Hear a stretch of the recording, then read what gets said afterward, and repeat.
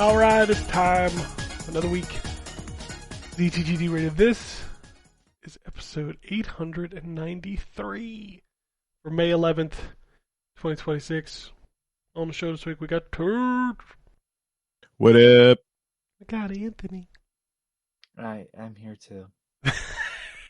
You sure you're not asleep? Man. I could be.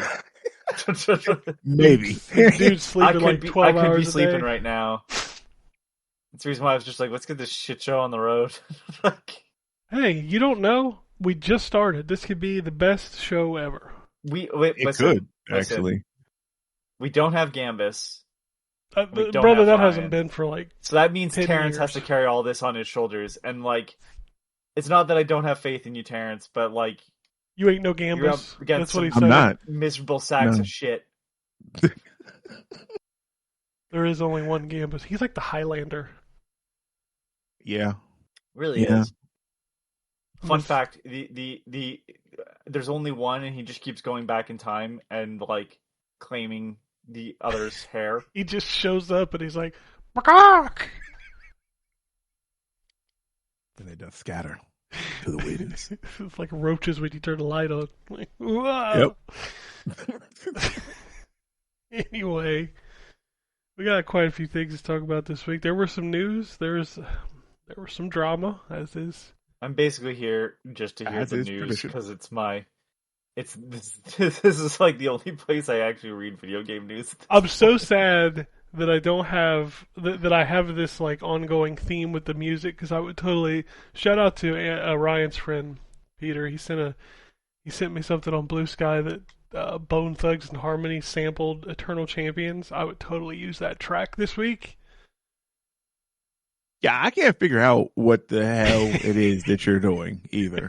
I have to go back and listen. So I need to. care. Yeah, I listened to a handful, like in order, and I'm like, I don't.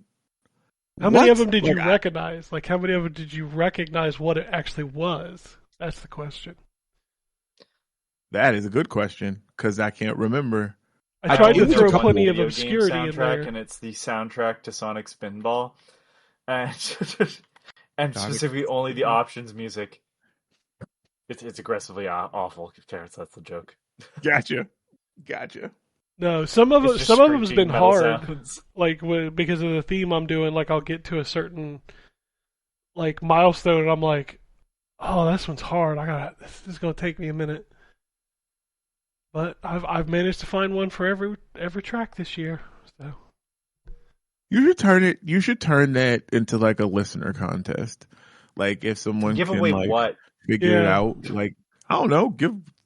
I don't know. Exactly. Falls sign apart your there. Genesis cartridge of Eternal Champions. There you go. Yeah. Ken will sign a shitty copy of the Eternal Champions cartridge. You can keep that as a prize for knowing. I what only the have fuck one. You know what? been doing. I only have actually one. like this idea. Oh, we'll Okay. get you another cartridge, Ken. I'm not expecting you to give away your prized possession. If I can Whatever. I'll find it. give away some stuff. I mean, like this sounds fun. There's like a joke, whatever. Like, yeah. We should. I'm gonna think about this because I got some stuff I can give away. Anyway, You know, like a Lego set or video something. games. Yeah. We're going to talk about those. Anthony, do you want to kick You it know, off? I ain't ain't got played nothing, so shit. I was just gonna go. Yeah, you go. Yeah. I heard the cue already. I was like, oh, okay, I got it. I already got my Like stuff open. you missed it. I'm gonna be honest. If this week doesn't turn around, I'm going to the doctors. I sleep way too much right now. Dang man, listen. That's the reason why. I've come home. I've maybe Passed out. I'll play like an hour of Assassin's Creed Odyssey as like I'll do a thing and then I'll go to bed. And so I'm going to bed at like 7 p.m. and waking up at 7 a.m. you know. Man, Yeah. I feel like I had a period of my life where I was doing that though. And like, you know, like I said, Ken,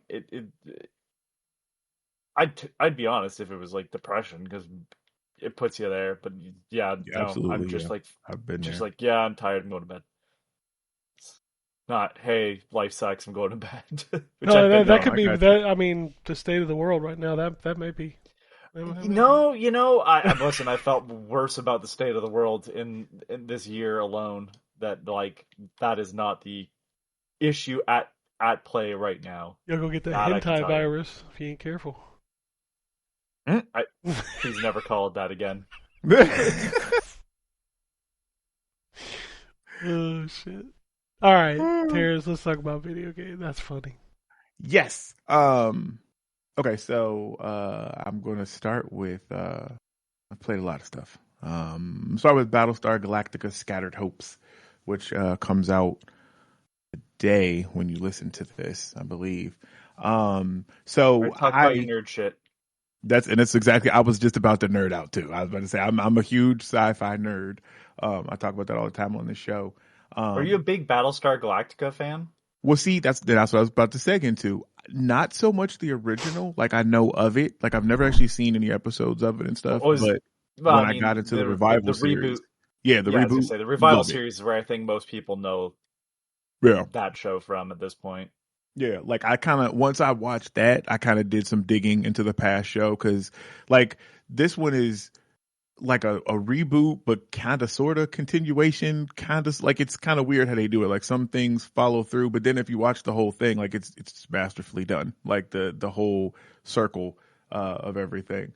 But so this game takes place in the newer series, and it is a roguelite. Excuse me. I know, but just hear me out. So, because it actually is really good. So if you watch the original series or the reboot series, the Cylons came back after many years and destroyed all the colonies, and what was remaining of humanity was in space, all kind of forming fleets. And the show focused obviously on Battlestar Galactica. And therefore, there it is. Yeah, I didn't even have it open. So he in that show, there's a point where in the premiere movie, Commander Adama gives a rallying cry speech over the comms to any ships that were in range that could hear it, basically saying, "Hey, we're gonna gather up and head to the legendary 13th colony, which is Earth."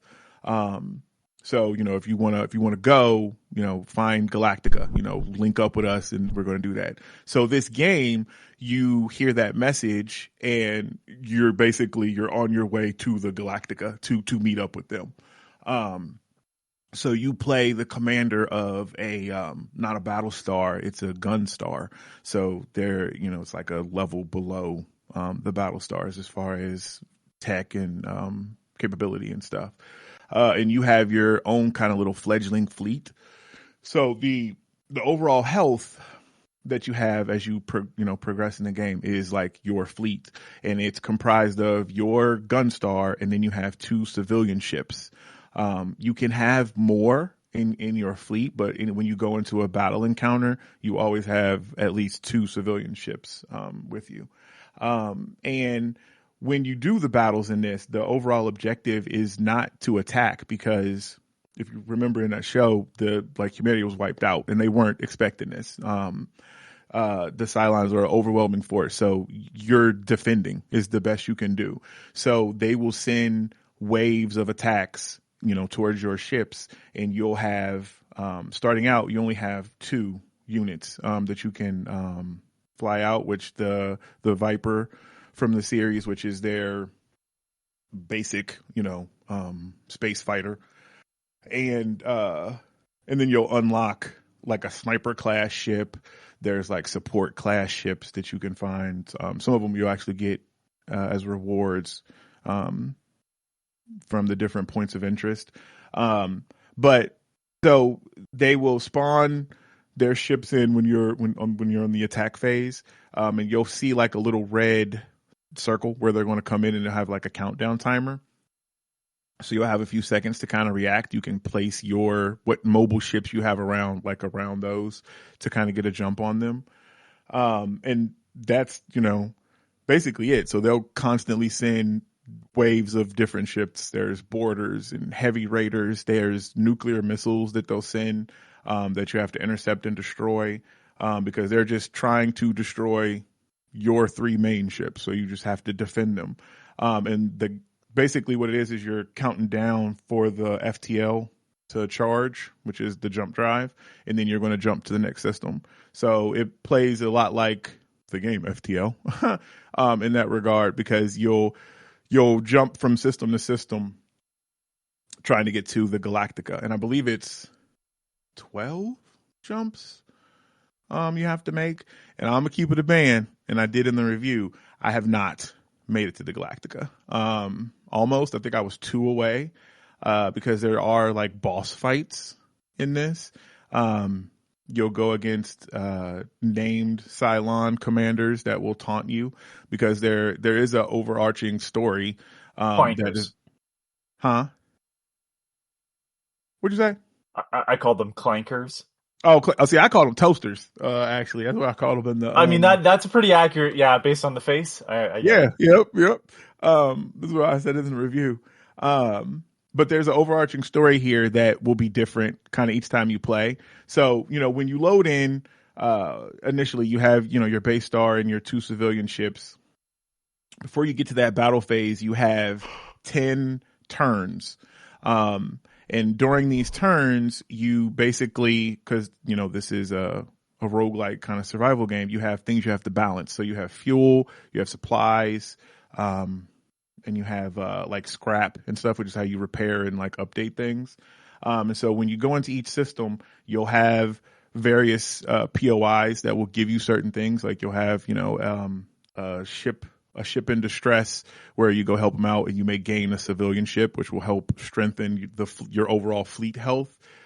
You may find heroes, because you'll have, different named heroes that you can level up through playing, that will do different things, as far as if they're assigned to a squadron, which are the ships that actually are going to be out defending, or if they're assigned to a weapon on your base star.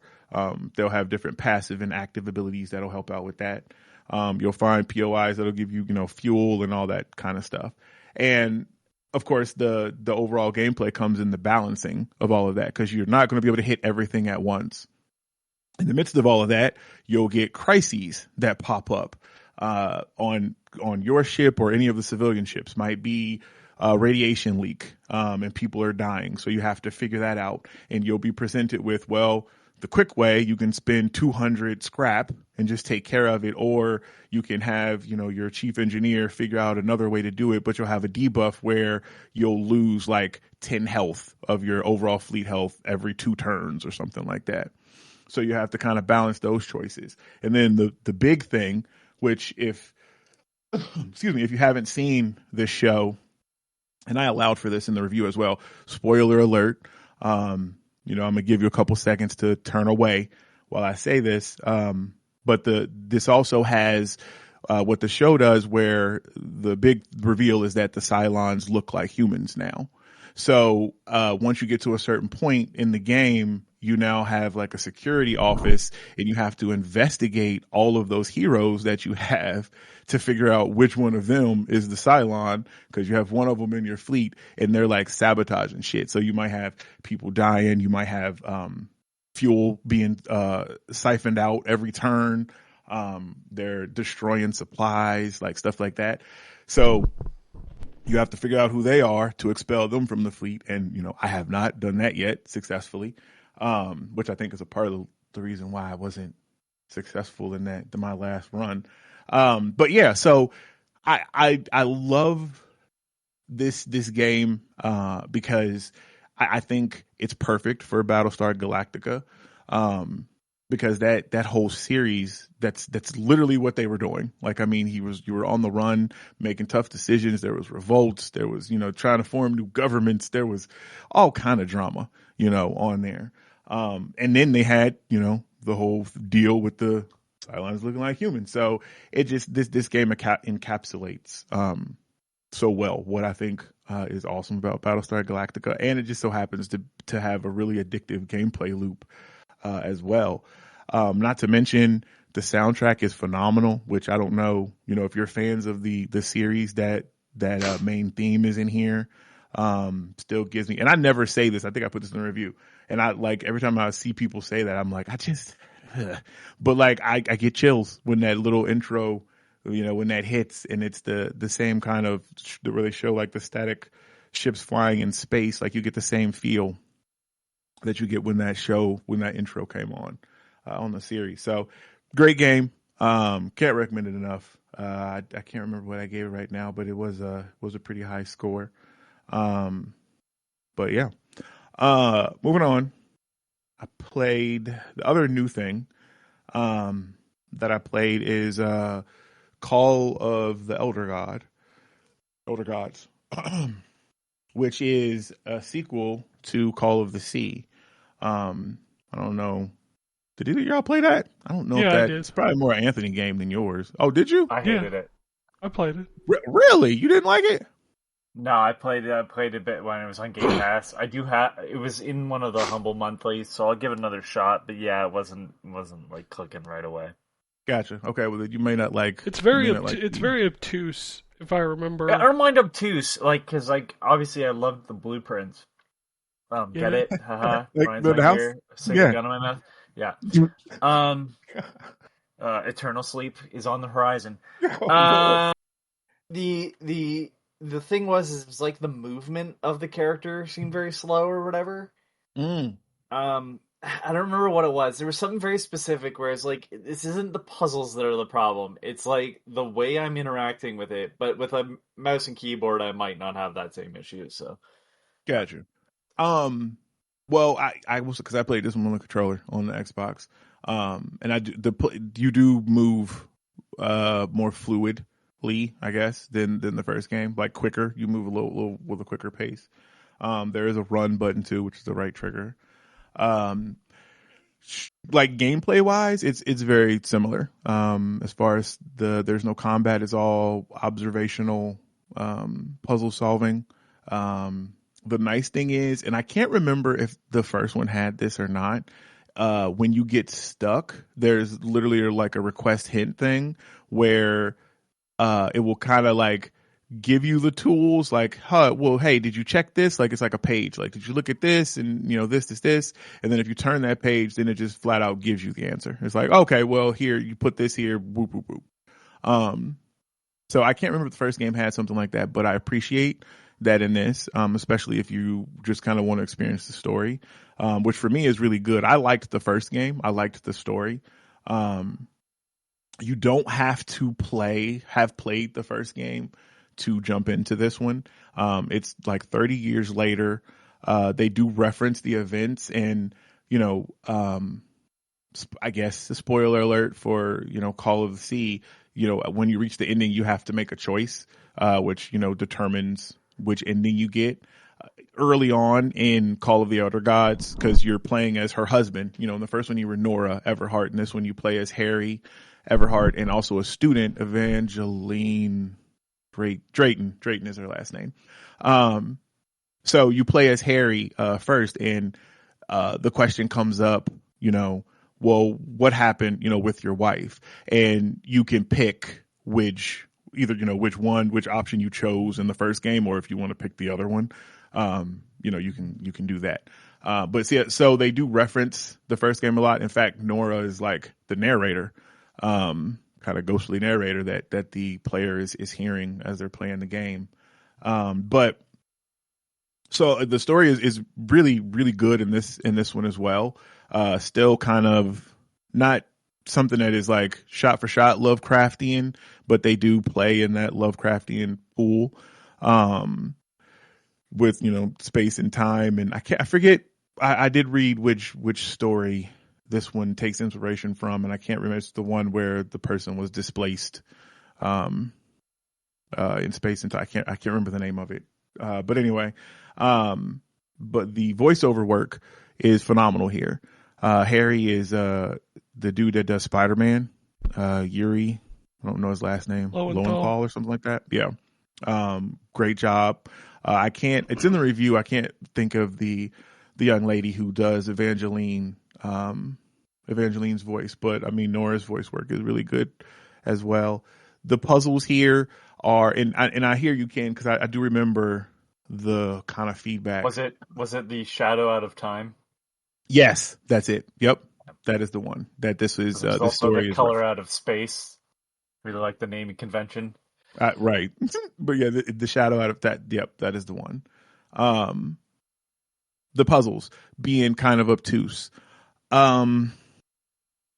Yes, they still are in this to an extent, but I don't know if it's necessarily that it's obtuse or it's just that because if you find all of the stuff, you know, because when you walk into the different rooms that are those puzzles, you have to look around for everything, and then you kind of go to, at least that's what I try to do, and then you go to wherever the puzzle is, because now you can open up the notebook at any time with Y, and you see all the hints, and you're like, okay, now I have to put this together of what I need to do. I think this game does a better job of presenting kind of all that stuff to you than the first game. I did have many times where I just didn't see something, and that was just because I missed it or overlooked it. So it's definitely one of those games where you have to be really thorough when you're looking around for stuff. The nice thing again is that it all is copied. All the pertinent information is copied into your notebook, which at any time, like even when you're activating or working a puzzle, you can just press on Xbox or on controller, press the Y button, and you'll open up your notebook and you can kind of page through to see, you know, what you need to kind of figure out. But yeah, it's going to be on Game Pass, which is cool. So I think, like Anthony said, I think the first one was on there for a while. I don't think it is now.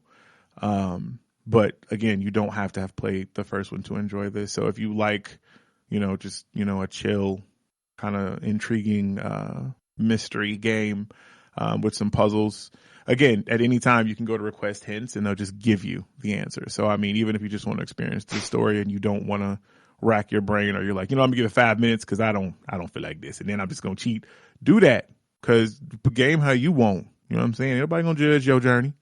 I want to see Atreus show up in every game and just tell you how to solve the puzzle within like 2 seconds. See, that, I think that's crazy, because I will, because you know, I keep it a band. I have no reason to lie. I totally used the little request hint, you know, a couple of times, but I did not do it initially. Like, cause I do like solving these puzzles, but once I got to the point where I was like, okay, it's been like 20 minutes. You know what I'm saying? Like, I'm just gonna I got shit to do. We ain't got no time for this.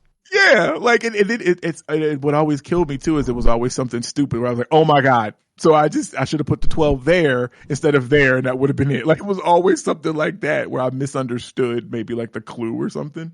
So, but yeah, it's a solid game. I did enjoy the story very much. Yeah, if you like those, like I said, those type of puzzles, those type of puzzle games, you definitely should check it out, because it is on Game Pass. The other, I have not wrote the review for this, but the other game that I played is Dead as Disco. And I know, I think it's on Drew's wish list, and I think Anthony has it on his as well. So this game is in early access.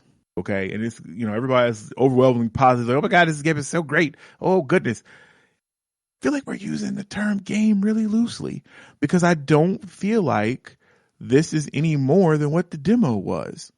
Now, what is Dead as Disco? It is a rhythm brawler. So think Hi-Fi Rush, but with the combat of, say, like Double Dragon or something. So you're putting hands on people, but to the beat of songs.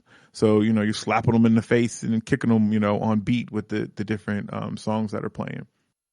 So what they have in the game right now, you load into it, because it doesn't even have a story for real. Like, loosely, you're this dude that was killed, and these gangs, because it's kind of set up like Mega Man. So you go into, you know, exit the little loading thing where they put you, and you have a wall of characters to choose from, you know, Diego, Phantom, Bullseye, Thresh. I'm making up these fucking names. I don't know. But this is like 9 of them. Okay. And you pick, you know, one of them, and you load into it, and you get a snappy little intro where they trade barbs and like they know each other, and you like, well, fuck, I don't even know what y'all talking about. Like, you discussing beefs that they didn't even show me. And then he sends goons after you, and now you beating up people to music, and at some point you can damage them. That's it. That's all this is right now. So I feel like it is a really good foundation for a game, but it ain't a game yet. So I don't know. I feel like hate early access. I mean, we'll have this conversation in a little bit when we talk about another game. But I feel, I don't know, man, and maybe it's just me getting old, and it probably is me getting old. But like people's definition of like a game that is fun to play, it's wildly changed. Yep, 100%. Like I hear these games like, oh, it's a 10 out of 10. It's a 10 out of 10. This is one of the best things ever made. And I play it, I'm like, where's the game? Yep. You know what? Because that is what, and I know we're going to talk about that. Excuse me, because I have not played that, but I'm going to talk about it later. That is the complaints that I've heard about that is, where's the game? And that's what this is. Like, again, I feel like this is a demo, and I don't know if the demo is still up, but I feel like I need to compare, because when I played the demo, it was the same thing. Like I could, I had some banter with some guy. He threw out some people and I could beat him up. I could even import my own music, because you can do that. And this is where you can import your own music and kind of tweak it, with the tempo and stuff like that. Like there's a couple of people that have like some how-tos on Steam on how to, sync your song up properly. Cause I tried to do it to Not Like Us, and I couldn't get it just right. Cause, well, it's hard because the game is programmed with a rhythm, and if the tools aren't there to kind of like accept that rhythm, and somebody doesn't write the code to make the stuff work with the music, then it just doesn't work. And I feel like it's one of those things, like because it has where you can kind of tweak the tempo and stuff like that, or beats per minute or whatever. It has some kind of stuff, but I think it's pretty limited. But again, I think that comes from this game being in early access, which brings us to my original point that I feel like this is a good base for a game, but I'm not sure why we're reviewing it, because it has like overwhelmingly positive reviews on Steam right now as a game. Like, I just don't understand. I think that early access stuff shouldn't even be reviewed. And at one point that was kind of industry standard or the norm, but now I see IGN slapping up, reviews for Winrose final review, and I'm like, Winrose is early access. Why? How are you giving it a final review and it's not even got all the shit in it that it's going to have? Like, do you know what the word final means? Did they change that meaning? Like they changed math? Okay, I'm gonna stop. I did say I was going to bring back what really grinds my gears, because I have Star Wars stuff that really grinds my gears, but that's fine. I mean, everybody has Star Wars stuff that grinds their gears. That's just look. I just have two things. You know what? I'm gonna go through it real quick. First of all, why is it? Because y'all are Star Wars fans, so you could probably feel me with this. Why do they never have, or why have we never had an uncut lightsaber fight?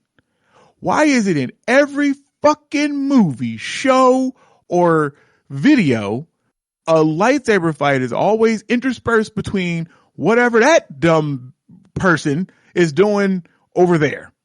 I don't care what they're doing. I'm trying to see Darth Vader whoop some ass. Okay? I'm gonna be honest back with to you. that. Oh, okay. Okay, I knew it. Okay. Unless we're doing like the old school lightsaber fights, cut away. I don't give a shit. Wait, like, the jumping around shit is give me dumb. an example of. Oh, okay.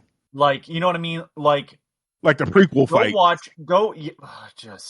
that prequel fights. That's basically what lightsaber fights are now. Listen, like, I prefer like the sequence when Luke starts just smashing his lightsaber against Vader's in the original trilogy out of anger. Jedi? Yeah. Amazing sequence. More realistic to sword fighting too, which is appreciative. But like, it's just, there's a lot more being said there than just, isn't this cool? Aren't they really skilled? Like, suppose, but like one of my favorite movies of all time is The Good, the Bad, and the Ugly. And there's a line in it Mhm. where the guy comes in and Tuco is in the bathtub and he shoots the guy with a gun. He's like, if you're going to shoot, shoot. Right? Like, Mhm. you know, all this flipping around, I got they're you. a little distracted. Fucking watch them fucking deflect bullets then. You know what I mean? Like, it's I all got just, you. it's visuals. It's, uh, what's the word I'm looking for? Um, it's it's taking away from like the literary substance of it, like the story aspects of it, to just have visual substance. And Yeah. like, that's how we end up with like stories that have to be told next to like Subway Surfers or Minecraft footage. You know what I mean? It's like Yep. I don't need the dangly keys, just make something good. And that's probably the reason why I liked Solo. And it was a harder enjoy, if that makes sense, to watch Rogue One, because it's not a fun time movie. No, it's But not, but I understand. there's a reason why I think those movies are better than. I haven't watched everything Star Wars because I stopped caring. I hate to say it Yeah. that way, but I just did. Um, that like you know they're more interested in telling a story. The flashy sequences are there, but not in the same sense of like, yeah, but this is going to happen for like way too long. And it's kind of bad when that's the best thing out of the um, Revenge of the Sith. Well, you know what? I'm gonna tell you too. You should watch. So you should watch because what I'm referring to was what I realized this was when I saw the finale of Maul Shadow Lord. And you should watch that. I think Dave Filoni understands Star Wars really well. In so much that you don't need what you're describing. You don't need all the But I think the flashiness. You don't need problem, the flipping. Oh, go ahead. Terrence, is not that like I'm not even upset about. I mean, whatever. Corporate shit is corporate shit. I just think it's like I don't I don't know what the fuck Star Wars is because it's something different to everybody, and nothing that's made is going to make people happy, but everything's trying to do that. And that's because like I don't want to get into it too much, but like there are people that never grew up and never saw the the deeper story being told with Yeah. Star Wars. I heard someone, won't say who, I don't want to talk about it, but he's an ex-drug addict. Um just sitting. That like Star Wars wasn't political when he was a kid. First of all, it's Uh, Oh called yeah. Star Wars. it's always Second, been the bad political. guys are called stormtroopers. Right. The Empire is fought by It's a called bunch the of things in Empire. the fucking forest. Right. You know what I mean? Like, Yeah. and the forest people win. Definitely not a reference to what are the fucking Ewoks? The Yep. Yep. Ewoks win against the Empire, which definitely isn't related to anything in real life. When did an army go into a jungle and get their ass handed to them? I don't know. Right? Yeah. Yeah. So No, you're right. so like the problem is that Star Wars in general, more so than I think any other franchise, and we can say like Rick and Morty has the worst Star Wars has the worst fan base. Oh I'm yeah, I sorry. could say that. It's Yeah, just I'm a y'all part of it. make fucking content about, and I'm not even saying it's good. I'm not even saying current Star Wars is good, but I like if you think that Rey is the reason why this. What do you want? You want Luke and you want Darth Vader, and like I'm gonna be honest with you, most of these people probably weren't fans of any of the extended universe stuff that Disney dropped, because that had to be read and that had to be played and that had to be actually engaged with actively than passively, which is what a movie is, right? And it, it shows that you didn't want to engage with anything on a deeper level. And so when I look at Star Wars now, I just think of all the shitty people that are in fandom hobbies, you know what I mean? and it's hard to disengage from that fan base. It's the same thing that people had the issue with Rick and Morty for before, other stories came out. But like, that's what I think about. So Star Wars can never please everybody because you gotta, I guess, try to go for that fan base too. But that fan base doesn't want to eat their vegetables ever. Which, it's funny because if you look at Star Trek, which is another series that isn't pleasing people right now, they're trying to please those people too. Meanwhile, the main fan base wants to eat their vegetables. And it's like, everything's shit. Everything's shit. Everything's shit. And it's like Star Wars is just a victim of that. Because at least when, the joke right now is that, about trade routes being important and stuff like that, and forgiving, oh my god, really? Phantom Menace. Yeah. Well, I meant I know what you're talking George about. Lucas, yeah. It's like forgiving George Lucas for some of the stuff he did. It's like, well, George Lucas isn't the best filmmaker, and he's probably not the best scriptwriter. That's what, yeah. But if you look into George Lucas as a person, he's an interesting fellow. They told him they couldn't build something, but he found out he could. I don't remember what it was that he was trying to build. He found out he could build low-income housing in the area just to piss off the people that said no to him in the first place, and they couldn't really have a say in it, so he did. So he built low-income housing with his money. He wanted to build something else. They said no. He's like, well then, if I can't build it on... I think he owned the land already, but they wouldn't let him build the thing, but they couldn't stop him from building low-income housing, so he did. And so he's an interesting guy, and so... I don't know. The whole thing is like Star Wars has an identity crisis because it has to appeal to too many people. The people that grew up, the people that didn't grow up, and the people who grew I don't know, goo. like time.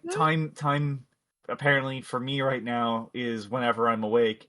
So, I just don't have time to engage with Star Wars when it doesn't really know what it wants to be, and going back to the I like things that apparently nobody else likes, I really liked Solo, and everybody else says that movie's just okay at best, I find. And it's like, no, this is the closest thing to the original Star Wars trilogy. It's a fun adventure. There's some real stakes involved. There's some campiness in it because everything has to be member berries. But, yeah. Well, that was my problem with it, but even the best member berry sequence in that feels more interesting than 99% of, well, guess what? We got Luke back. Like, I don't give a shit.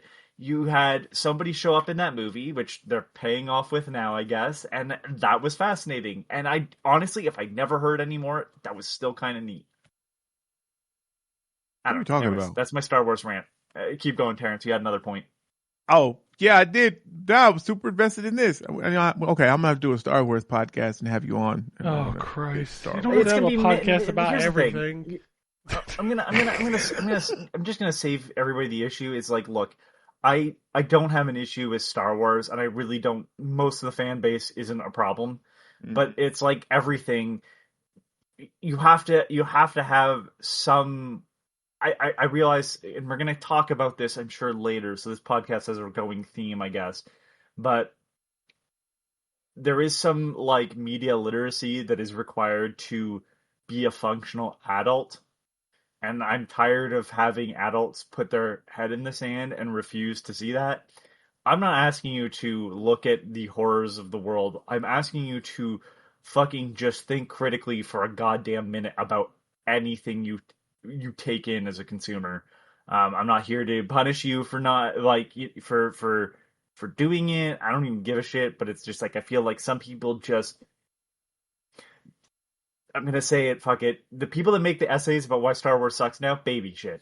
Baby shit. And I'm complaining about Star Wars. Do you understand that? Like, I don't like Star Wars, and yet the 14 fucking hour essay about why the new ones are bad. Guys, like, don't watch it. Right? I mean, it does, yeah. I didn't. It was easy. I went, I'm not interested. And the more I heard, I'm like, yeah, sounds like I was right.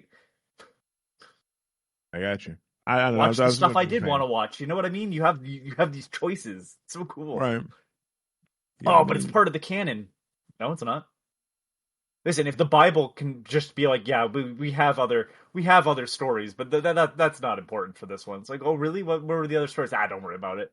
If the Bible can do that and have a whole faith based off it, I think you can just ignore a certain Star Wars movie or two. Oh, don't worry about it. Don't worry about it. Okay, my last thing. I don't know what Stormtrooper armor is for because it doesn't stop a blaster, it doesn't stop a lightsaber, it doesn't stop a rock. What the fuck did they even give them armor for? This is called morale booster. It does nothing but make you feel safe. Gotcha. Yeah, I think that's what it is. Like, I hate to say it, but I think that's also partially taken from history of, here's a helmet. It won't stop a bullet. But you're wearing a helmet, so it makes you feel safer. I think it's an allegory. I think that too, actually. I kind of, because I mean, it doesn't stop any, like, I'm like, I would be like, you know what? No, thank you. Because, like, I'm just going to get shot. Anyways. Well, you're going to be shot anyways. You might as well wear the armor in the odd case. I guess, right. Maybe my armor will work. Okay, so I think, well, that's the new stuff that I played. Can I... One more thing about Star Wars. What's up? I kind of assume there's a lot of brainwashing in the cult of the Stormtroopers, because if I watched some dude just pick up another dude with his mind, I'd leave. Well, they were clones initially. Yeah, well, and then it was just... Well, but that's the clone troopers, it makes sense. Trumpers. There's some programming and some shit, but, like, you know... when also, you get to we're just taking people... Anthony, also an allegory. I guess, Yeah. Pretty relevant one, too. Think about it. That's what I was just like, especially once you get out of the Clone Wars. There was a troubled time in the history of the galaxy. Political. It wasn't political back then. No. You were a child. You were dumb. and you decided that's where you were going to stay for the next 20 plus years of your fucking life. And now you are too far in and you can't see how you're part of the problem.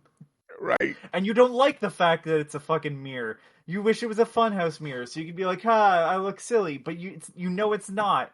And so you're taking it out on others, making 20 plus hour long videos on fucking YouTube. Touch grass, please, God, touch grass. That shit's some high quality ass mirror right there. I was gonna say, but 20 plus hour videos is insanity. Dude, I didn't watch it. So there is a YouTuber called her name is Jenny Nicholson, and she does some interesting stuff. I don't watch all of her videos. She does some interesting like she did one on the Star Wars hotel. Which okay. The one where you pay she does some fascinating video essays. And there was I can't remember what she was talking about, but she had like an hour-long video, and somebody was so angry they made a like 12-hour-long response video. Jesus. And somebody else watched it and summarized like why it was a bad video in an hour. They're like, it is 12 hours. We are not going over if you take 12 hours to get your point across, your point has no meaning. I mean, right, like, that's insane. But it's just like, it's stuff like that. Like, look, I'm not saying you have to like new Star Wars. Again, I don't. You know what I mean? Like, I agree with you. I think they're bad. I think they fail to comprehend anything. And, like, I think every step forward they made, whether it be Rian Johnson or like it doesn't matter. Like, oh God, what's the other guy? What was the other director? J.J. Abrams. J.J. Abrams, who I will throw hands with. Dang. He can't fucking finish anything. He's the concept of directors. That's the biggest insult I can think of. Fucking Keiji Inafune of Hollywood.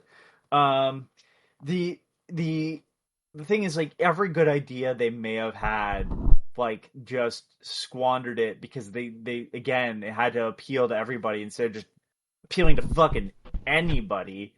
And you know, that's it. That's all I have to say. Then I don't engage with it outside of somebody bringing up Star Wars and saying maybe I'm a fan. Terrence, you started this.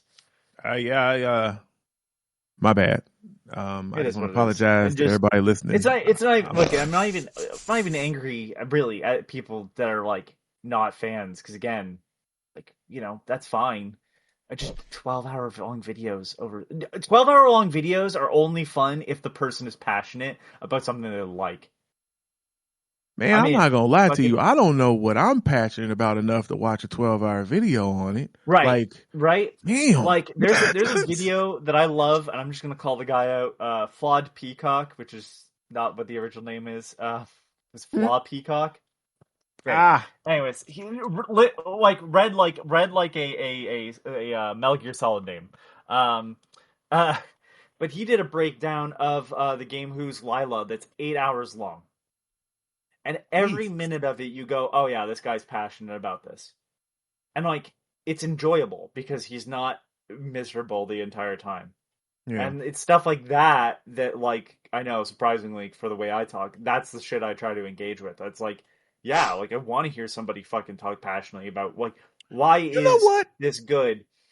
And like, I even when I watch criticisms of games that people don't think are good, it's like, I want to hear them at least sort of have the, I want to enjoy this vibe, and this is why it fails, rather than, I came in wanting to hate it, like, not even like a shtick like fucking the Angry Video Game Nerd, which I haven't watched in years, but it's like, diarrhea comes out of a fake ass into like Bugs Bunny's face. I'm not going to take his negative criticism too seriously now. Mm. I just, you strike me as one of those people that would have a video that was, 2 or 3 hours long where you were passionate about something, because you have a lot of topics, and I feel like maybe we've talked about this before. You have a lot of topics that you are very passionate about, and it comes across even in this show. So I could see you having a well-researched video where it's like an hour or something long, and you Sure, but here's the thing that stops me from doing that. The same assholes that have a 12-hour response video explaining to you why something is awful, or like why you're wrong. I'm just, again, I don't want to engage with those people on any level. I got you. Okay. You know what I I got you. mean? Like Yeah. I like actively avoid their videos. I go, don't recommend this channel to me on YouTube. I got you. Yep. Okay. Okay. It ain't that serious. It ain't that Nah, serious. I like things. I will say this, in different fandoms, that there are less and less of that. And I think that's the problem with Star Wars more than anything, is why I call it out, is like Star Wars fandom, those guys are loud. yeah. Like, think of your, like, are there as many fucking haters of like a certain band out there that are loud like that? Like, no. Yeah, if you engage in that community, absolutely.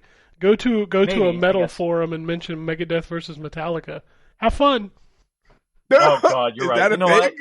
what, Ken? You make a very good point. Oh, Metallica was so much better when they had him in the band, and when they lost him and he went and made Megadeth, it really proved that they were the metal band. Oh, okay. They were the That's worst why metal it's a band. thing. You didn't know Um, that? There's the No, lead I don't. singer of, Yeah, I don't the know. lead singer of Yeah, I didn't- Megadeth was originally a Metallica. And in fact, he wrote some of their best riffs. Mm-hmm. And he just released Okay. their Megadeth's last album. This is their final album, and Yeah. he did a Metallica song on it that he wrote. Oh shit! Yeah, yeah. It doesn't help that they all. He's held a still grudge have for 40 personal years. issues. You're right. It's Yeah, That's you're right, crazy. Ken. You know what, like. You're right, because even I was thinking, like, well, the Taylor Swift fan base, like, they're really positive about Taylor Swift. It's like, oh, that's right, No. they're very negative about every other woman in music. That's right. Yeah, So, this is you every know what? fandom. You're right. It is everywhere. Mm, mm, mm. I'm Well, just not. I'm trying to disconnect from the internet. The Star Wars one, I think, is just too ubiquitous to avoid at Well, any Star level. Wars is kind of universal. Ubiquitous. Yeah. Yeah. well.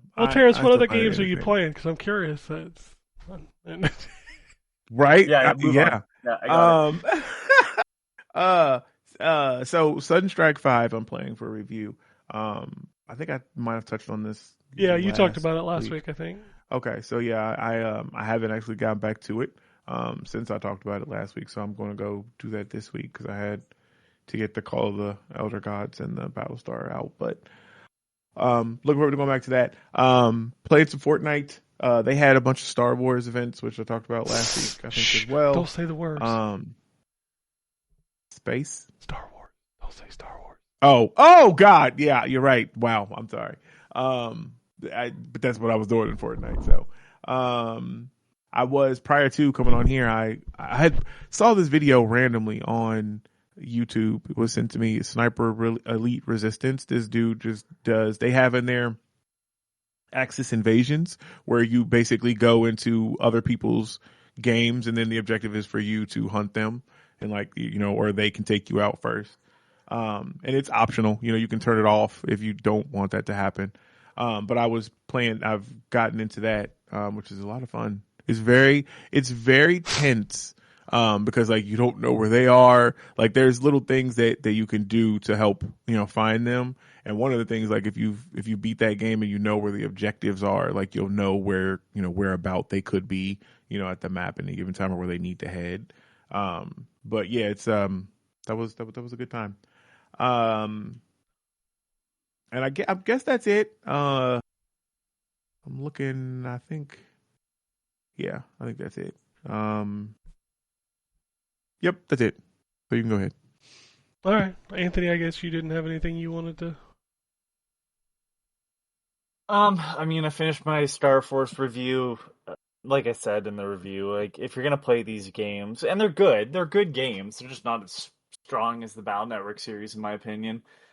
This is the way to play it. The fact that you can just basically be invincible, if you just wanted to do the story, you can.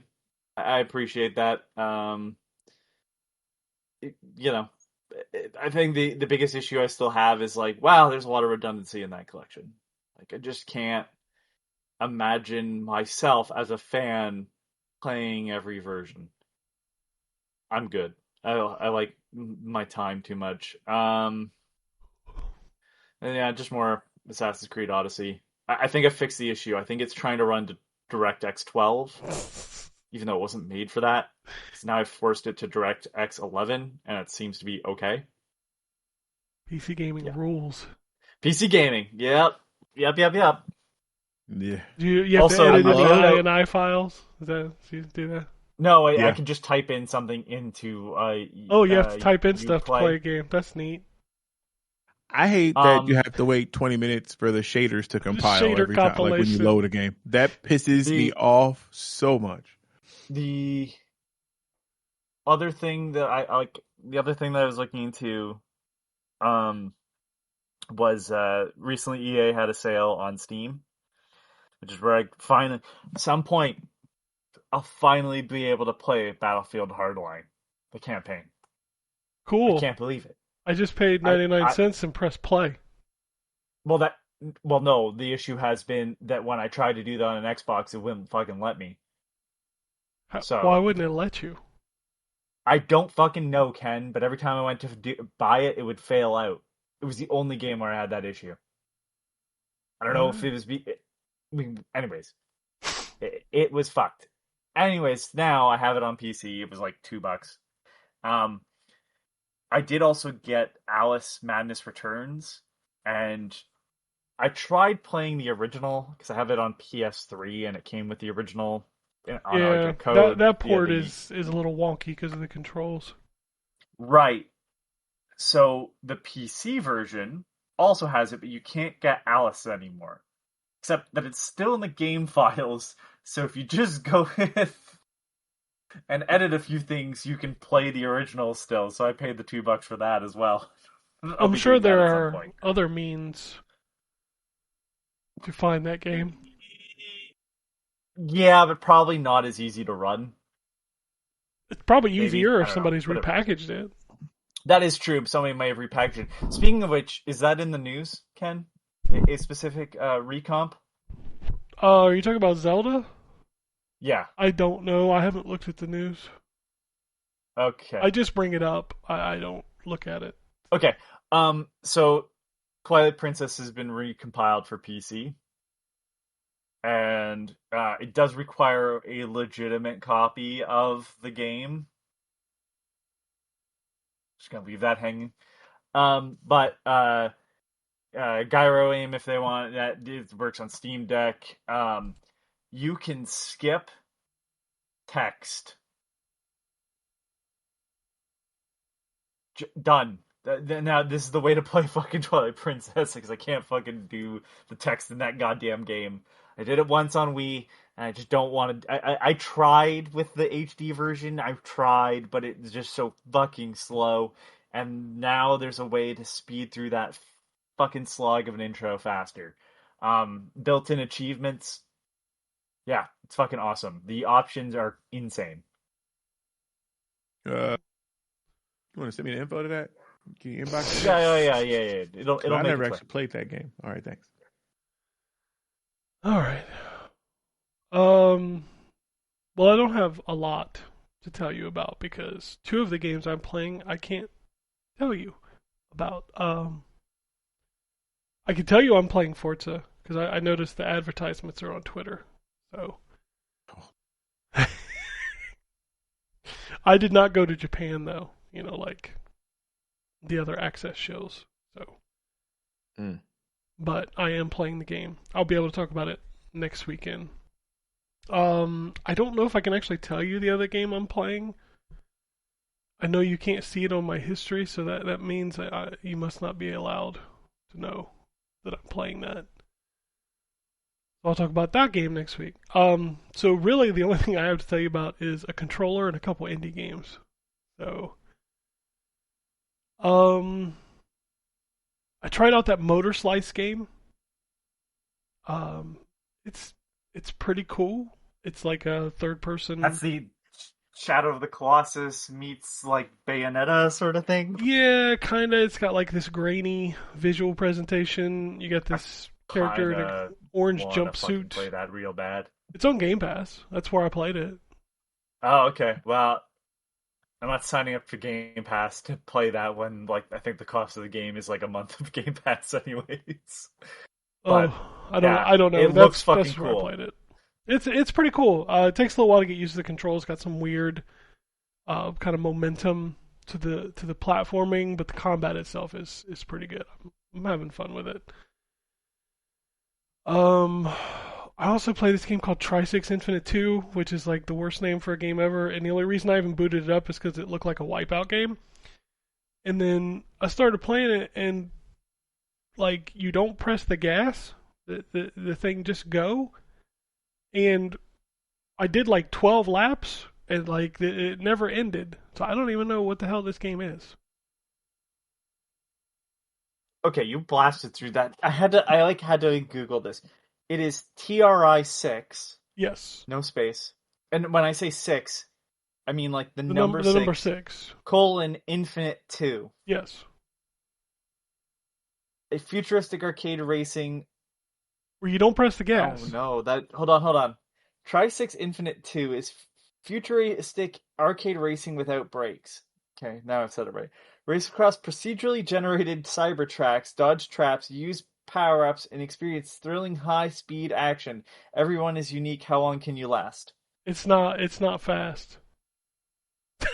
Yeah, I'm watching the video, man. This is you kind of move at a just a pace.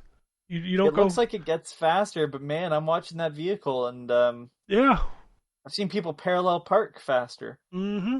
Yeah, that game is no. I'm good. Yeah.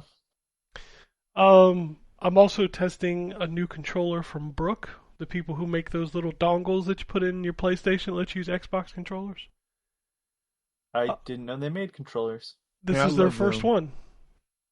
All right. It is a PlayStation/PC controller with the Xbox layout, which is why I was very interested in trying it out.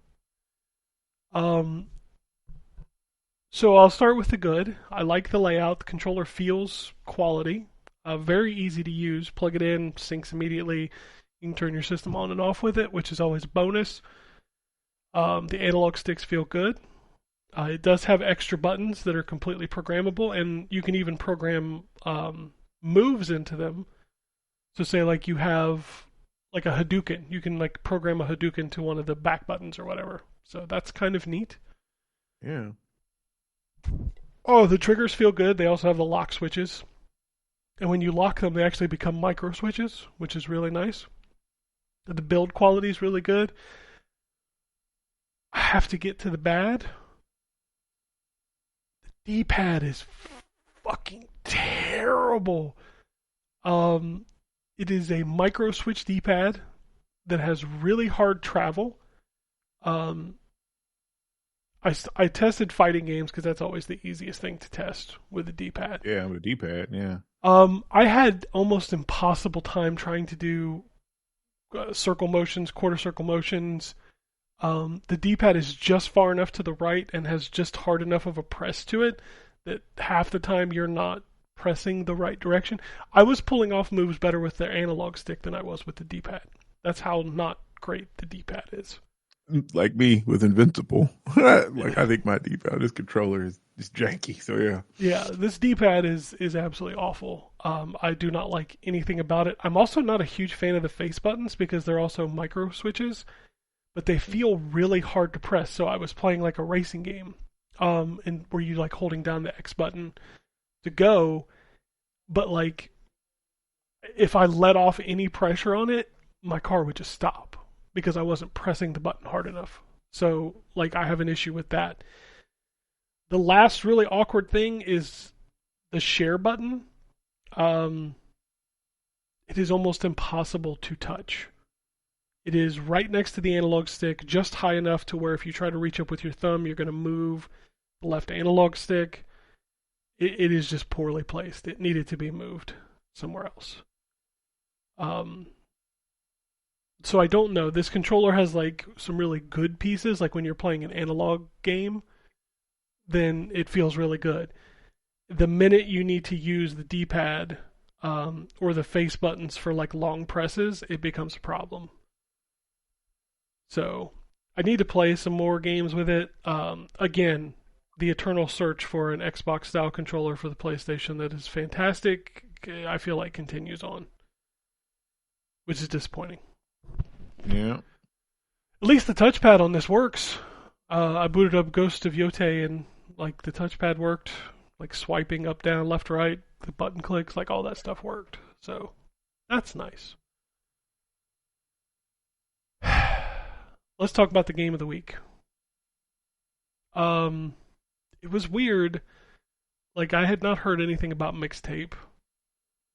And then all of a sudden I heard everything about Mixtape. Yep. Like including who made it and who they're related to and all other things going on. This is one of those games that I wouldn't normally get into. I think the only game that I really liked of this type was The Vanishing of Ethan Carter. I thought that game was a masterpiece. I've heard good things about that one, but I didn't play it. Yeah, that one I absolutely adore. I don't know anybody who's actually played it who does not like that game. Okay. Mixtape is a game that is, and people are saying it connects with your nostalgia of the 90s. I'm going to be real honest with you. Playing this game, it felt like somebody who was born in 2010 trying to explain the 90s to somebody through osmosis. Because like everybody's like, oh, the writing is so good. This is the way people talked in the 90s. No, we talked funky. There's no doubt about that. But like I feel like you're missing some of the key phrases you say in this. And that's kind of what makes these games is like the accuracy, not like what you think it should be, but what it actually was. Yeah. Like it would make more sense to you. There is a sequence that happens in the game where everybody's like, and we joked about it on this show a few weeks ago before this game even came out. You remember when you take a pencil and you roll up a cassette tape? Yeah. There's a mini game in this where they make you do that. Okay, number one, you're doing it to rewind the tape. The tape player has a rewind button, so you would not do that. Number one. Number two, you roll it the wrong fucking way. So if you rolled it in real life the way you do in the game, the tape would just like mesh out inside the case. Yeah. Yeah. So I'm like, I understand what you were trying to do there, but you skipped all of the detail of what you were doing. And like, I'm sure if you've been on social media, you have seen the thing that everybody's complaining about. Before we go on, I wanted to look up because this is Annapurna. Yes. Yeah. Their first published title, and I didn't love this game, but I can't even deny that it was not fascinating. I loved aspects of it. What Remains of Edith Finch? That is a very good game. It's a good and game. a lot of Yeah, people I like did that play game. that I one. tried that game, but I couldn't get into it. Okay. There's Yeah. there's a couple sequences in that game that I went, I can't believe they're fucking doing this. There are other sequences where I went, yeah, I can see that. But like, yeah, I'm just quickly looking. All right, hit me with the thing that I haven't seen yet. Go ahead. It's a mini game where you're having your awkward first kiss, and the sequence takes place inside their mouths, and you use the analog sticks to move the tongues. That feels like a Devolver thing that would be a full mini game in something weirder. I don't know. I just felt. You know what I mean? Like I understand what you're Devolver saying, but it has would be genital jousting, so like the bar is in hell for them. But I just. I don't know, man. Like the sequences, like it obviously with the name mixtape, the idea is that like each chapter is a different song that plays to kind of express the mood. So like the first level is you skateboarding down a street, which okay, that is something that would have happened in the '90s. You know, you're skateboarding down the street, avoiding cars because you know we had no fear back then. So that part, that one didn't bother me. A lot of people are like, "Oh, you don't have to press a button." Probably you don't have to, but like, I think the point was the journey, and not like the skill it would take to skateboard down the street. This ain't Tony Hawk. Like, I get that. right. And then like the second track is like you in your bedroom talking to your friends. Okay, that's fine, except the dialogue isn't great, and they say some weird stuff that like. I don't think you would have said in the 90s. And then the next one is you buying burgers at a restaurant and then you just press the A button to headbang for like 10 minutes. This sounds like, and I'm assuming this is like, I heard about it, went, yeah, this is not for me. Yeah, I just didn't want to talk about it if I didn't play it. So I played like an hour of it. Yeah. This sounds like stuff that would have been far more charming if it was a cast of, I don't know, anthropomorphized animals in, oh fuck, what's that game called? Which one? The cat. The one that has the cat and the fox. Black Sad? Oh no, that's not. No. Black Sad. What is that? Yeah, cat. Fox game. Cat Fox game is Cat Fox. Well, I was looking that up. My problem with this game, and I think because I didn't play it either, and I never had any interest in it. And Ryan's quote encapsulated my feeling about it perfectly. He said, you know, when we were talking, he said it appears to be a Tomahawk missile aimed directly at 40-something white people. I think that's what this game is. I have zero nostalgia. The stuff that you talk about, skateboarding down the street. Do you not know who you're talking to? I'm a 40-year-old white person. No, I know. That's what I'm saying. So yeah, so it would be the stuff that you're playing, and that's where I was trying to draw the correlation. The different events that you describe, skateboard and all that stuff. I have no nostalgia for that as a black teenager. I didn't skateboard down the street. I talked to my friends, sure. I wasn't headbanging in a restaurant. Like I didn't. So it just, nothing in this game is hitting me like, oh man, that's taking me back to stuff. I had friends that skateboarded because I mean, I lived, you know, and unless you're from Ohio, you're not going to really care or know nothing about this. But I grew up in Loveland, which is predominantly white. Like I was like the one nigga amongst the sea of white folks. Like it was crazy. So my friends all skateboarded and did, you know, typical white boy shit, but I didn't. I just was kind of there with them watching. I'm like, okay. So I don't know. And then it's even funnier too, seeing those people, and you know what I'm talking about, those influencers. What do they call them? Which was a perfect. Oh Assholes? God, I gotta buy it. No, dude, listen, dude had a perfect name for them. That was what I said earlier, right? The access shield. Yes, the access shield. I missed it. I'm sorry. I didn't hear you say, the access shield. So you have the access shields out here. Ain't that perfect? It's perfect. Oh, shit.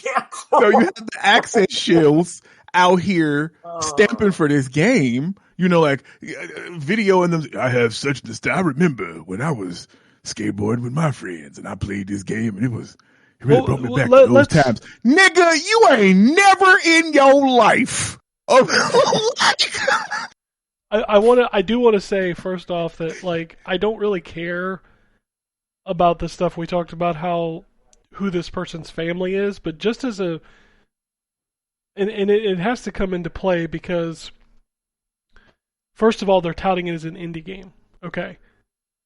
The person who made this game is related to one of the richest people on the planet. Yeah. How are you indie? What? So they also hold on. Isn't the person that there's another person that made it? It's part of Annapurna, right? It is his daughter's company, which they sent out. This has to be part of this. They sent out to the access shills a box with a cassette recorder and a cassette and all kinds of saw that. Like a package player. You would get from Microsoft. Like the amount of money that it costs to send this thing out, an indie developer would not send that out. There's no way they could afford that. Yeah. And it's just weird because, like, I know the game's not for me, but I wanted to play it so that I could, speak about the game itself. Yeah. Well, you run a video game podcast, so you know. But at the same time, I'm like, this feels like, and I'm not a conspiracy theorist. I'm not one of those weirdos who get mad. I don't care if you love this game. If you love this game, awesome. That's your jam. This should be my jam. I am a 40-year-old white person who grew up in the 90s. That is perfect. That is like the perfect time frame. But I don't connect with this game at all. Like, I feel like it's from somebody who didn't go through it trying to emulate it and doing it not very well. Yeah. But it just feels weird. Because, like, everybody's like, this is the game of the year. And I'm like...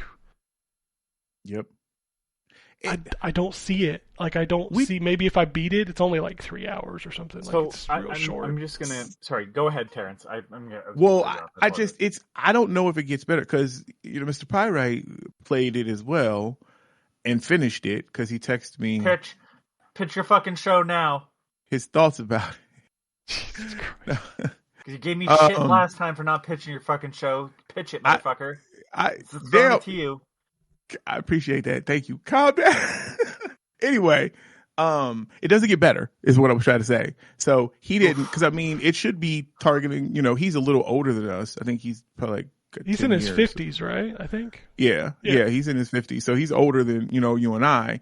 But he said he wasn't feeling it at all. And he finished it. Like he said, his chief complaint sounded like, that it wasn't a game. Like you weren't really playing. Yeah, there's nothing that I did. It. Like the skateboarding section, you can jump, and that's it. The game I was thinking of, which has far more gameplay from the sounds of it, was A Night in the Woods. Oh yeah. Oh, with the cat and the fox. Yeah, like okay. Yeah, I remember that game. From the sounds of it, also captures this feeling a whole hell of a lot better than. Yeah, it feels like Night in the Woods felt like it was written well. This feels like somebody who studied the 90s in the 2000s, wrote it. Let me just give me a second here. I got to bring up the game again because I think you're let me see here. Mixtape the game because I need to read the name of the director. The director is Johnny Galvatron. Yeah, I saw that when the game started up. Of the band The Galvatron. All I hear now is Leonard Nimoy going, I am Galvatron. From Australia. They've been active since 2007. And I don't know, like... I need to say, I feel like this goes back to the whole, almost the conversation of like just flashiness for flashiness sake, instead of like, why was the stuff from the 80s quote unquote better, right? Like, Yeah. there's some real honest conversation we can have there, and obviously this is based on the 90s or whatever. Why was the 90s better? And let's have an honest conversation about that. You don't even have to bring in the fact that I don't know, the person that's holding the production agency is like the daughter of one of the richest men in the world, and why that's only gotten worse over time. We don't have to bring that up. I'm being a smartass right now, but we don't have to bring that up in the game to have a real conversation of why that time was better. But Right. like, it is member berries, and I just don't. It sounds like member berries. It looked like member berries. I don't. Obviously, I'm younger than you, but like, it doesn't really matter. Like, I can appreciate 80s stuff, and I wasn't even alive then, so like, that's not a real conversation to have. It just looks like, hey, do you remember the thing? Like, yeah, I remember the thing. Cool. I'm so glad you two aren't fucking goldfish, guys. Like, thumbs up.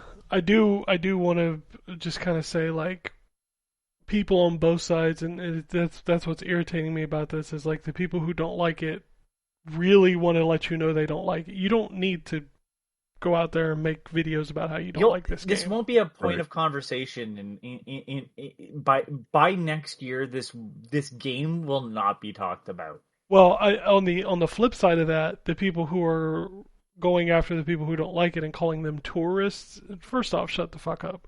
Like, I'm sorry, what? they call Wait, it- what? How does that make you a tourist? Yeah, like, they're like, well, it's not a game. And it's like, well, yeah, we've had this conversation 1,000 times. A lot of people don't consider Walking Sims games. Experience, bro. It's just an experience, yeah.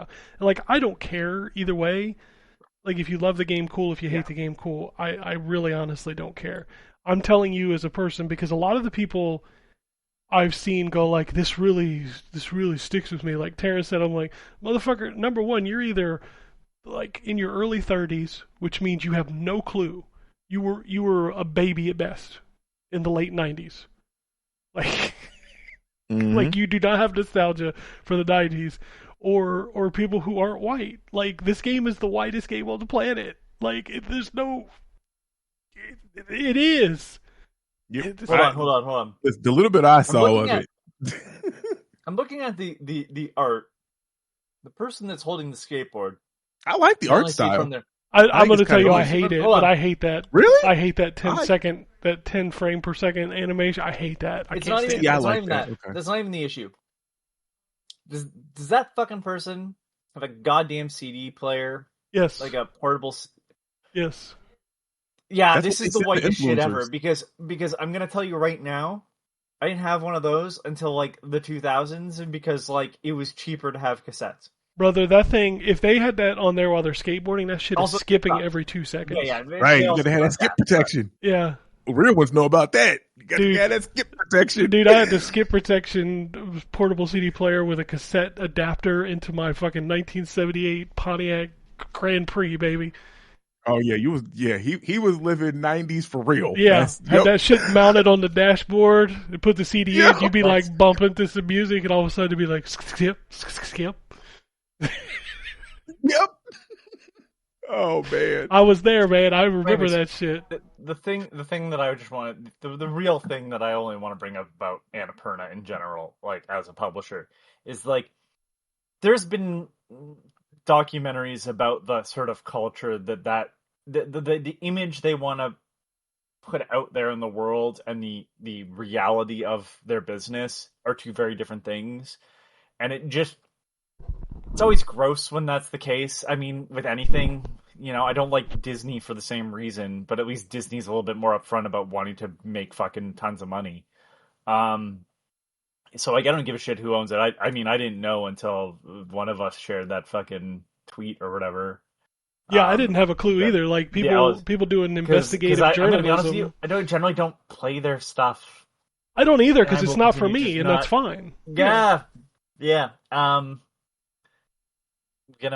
Whatever.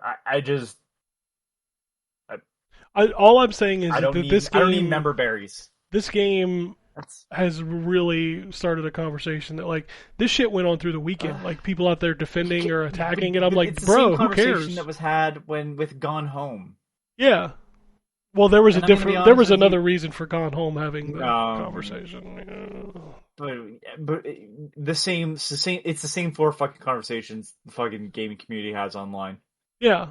It's Yeah. frustrating because I'm like on both sides of it. Like, dude, just shut up and go play the game or don't play the game. Nobody cares. Yeah. But anyway, I just wanted to talk about it because everybody's talking about it this week. Like, if you love it, awesome. Yeah. If you hate it, that's fine. Nobody cares. I look at it and I go, yep. Yeah, Ignore. I will not. I will not go back to That's it. where I was. That's how Yeah. that's and am I even being a smartass about that? That's just how I like. I don't know if I was saying it before the show. We've already gone an hour. Like I just go through the Steam discovery queue when I'm bored. It's just an easy way to kill time, and I have a bunch of stuff on my wish list. And if I go, not for me, I just hit ignore and move on with my day. Yeah. Like I don't. Yep. I It's won't simple be. as that. I won't be finishing the game, and that's fine. Like I played 3 chapters. I'm like, this is not for me. I'm moving on. All right, let's talk about what's out this week. It's a decent week. We got Crusader Kings 3: Roads to Power, Outbound, Call of the Elder Gods, Directive 8020, Nitro Gen Omega, Road Out, Subnautica 2. I'll be interested to see how that game lands. Me too. Airy Calm Horizon. That's right, another Airy game. Forza Horizon 6 Premium Edition, Hidden Memory Neko's Life, Kingdom Come Deliverance Royal Edition, and Zumba World: The Marble Monster Adventure. Alrighty. The Caribou Trail is coming to PS5. I think I saw a note on that was getting delayed though, so maybe that's not out this week. And Rugrats Retro Rewind, which is not on Xbox again. Of course. Indiana Jones and the Great Circle comes to Switch 2 this week. So, all right, let's do some news. We already talked about the leadership shakeup at Xbox, didn't we? Where she brought in the Core AI people. Did we talk about that last week? Yeah. Okay. I think we talked about that last week. And that Copilot is going away. Game Pass first wave for May 2026 includes Ben 10 Power Trip, Mixtape, Outbound, Black Jacket, Call of the Elder Gods, and Elite Dangerous, Subnautica 2, and Forza Horizon 6. Solid month start. Halo Studios is reportedly working on a remake of Halo 2 and 3, which makes sense since they're remaking 1. The official Call of Duty account denied rumors that this year's Call of Duty is in development for PS4. It looks like this year's COD will finally skip last gen. I saw a lot of people sad about that. I'm like, well, I mean, it had to happen at some point. Like, this is the 6th year of these consoles. Maybe, well, I'd Right. tell you, maybe it's time to upgrade, but brother, nobody can afford that. And that's probably where they at. Like, well, damn, I Also, can't the last even. Call of Duty sucked, so I don't know. And then there was that. Are you missing anything? Yeah. What's funny is this week, PlayStation had a bunch of news that if it was an Xbox news, boy, it would have been a bigger story. But we'll start with the positive news that the shipments have now surpassed 93.7 million units, which is a lot of fucking PlayStations.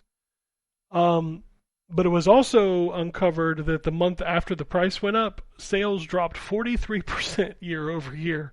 Shocking, huh? Right.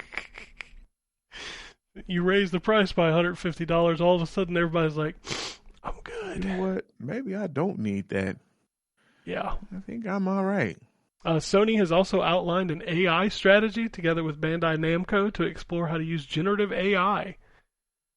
Huh. Nobody even made a There's peep outrage. about that. Nobody even made a Well. peep about it. Of course not, because it's Sony. It is crazy. And like Sony, it's so funny because like Sony, if Sony does something, nobody talks about it. If Xbox does, everybody talks about it. Nintendo don't get shit for nothing. No.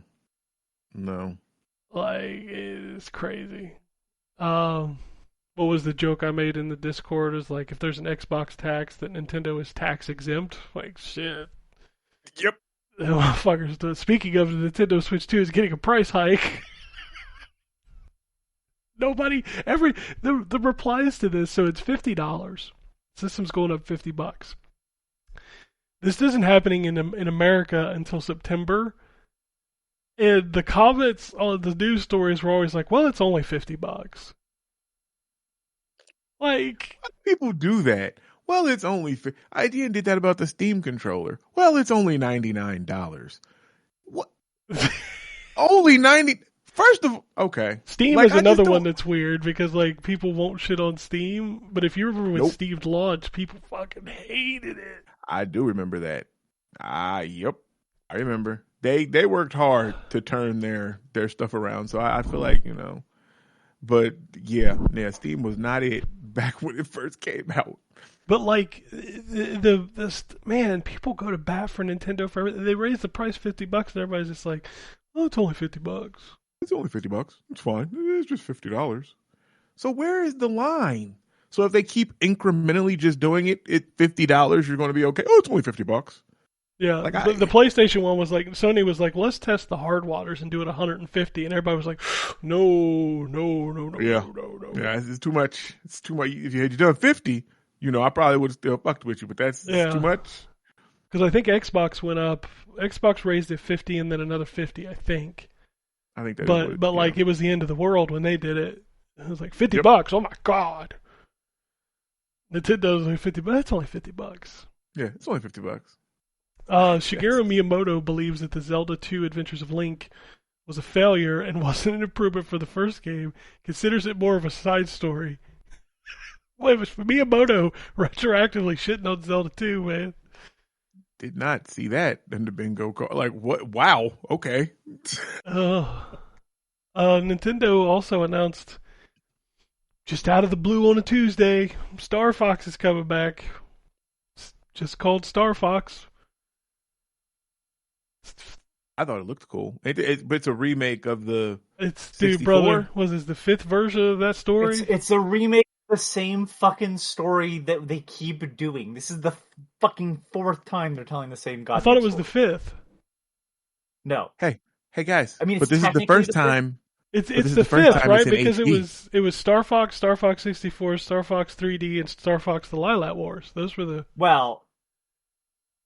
No. What? No. Lilat Wars is the name. It was in Europe. It's Star Fox 64, which had a 3DS, remake or whatever. Which I don't know. You wouldn't say that there's two different Ocarina of Time games, really, right? They're the exact same with a nicer coat of paint. So 64 was a remake or retelling of the story of 1. And then Star Fox Zero was a retelling of Star Fox 1.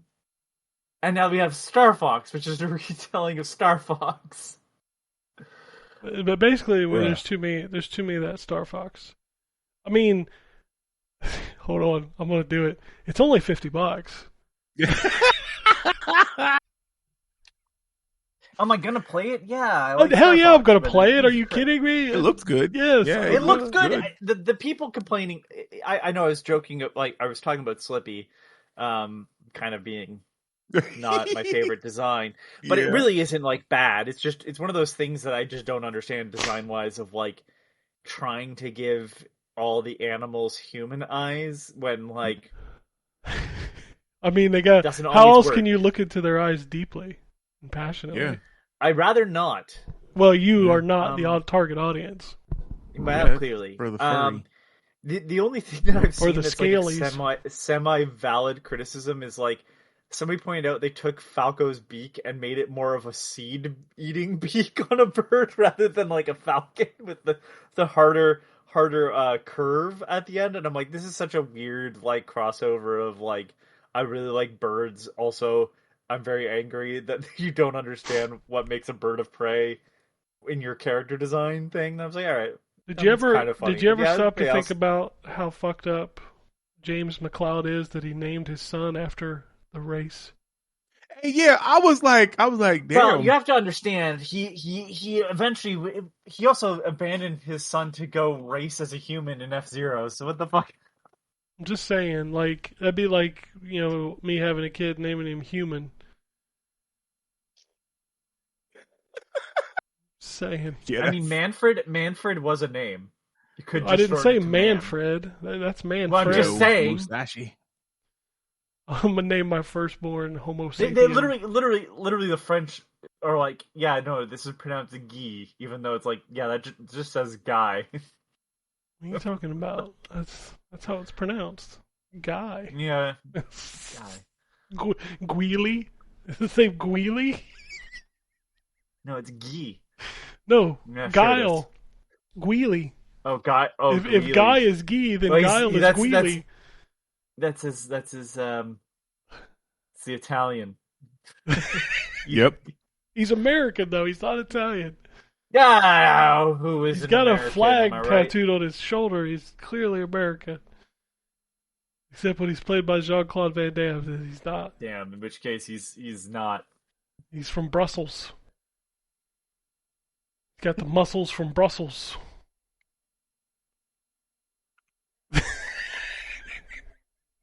That's something that real '90s people know. Yeah, this is the conversation. The conversations we're having right now. This should be a mixtape. That's what I'm saying. Yeah, like that's discussing the muscles from that was type of shit. I'm sorry. They also refer to Green Day and Pearl Jam as alt bands in that game, and I'm like, excuse me. That's a so what's the definition of an alt band? What does that mean? Alternative. Exactly. Oh, okay.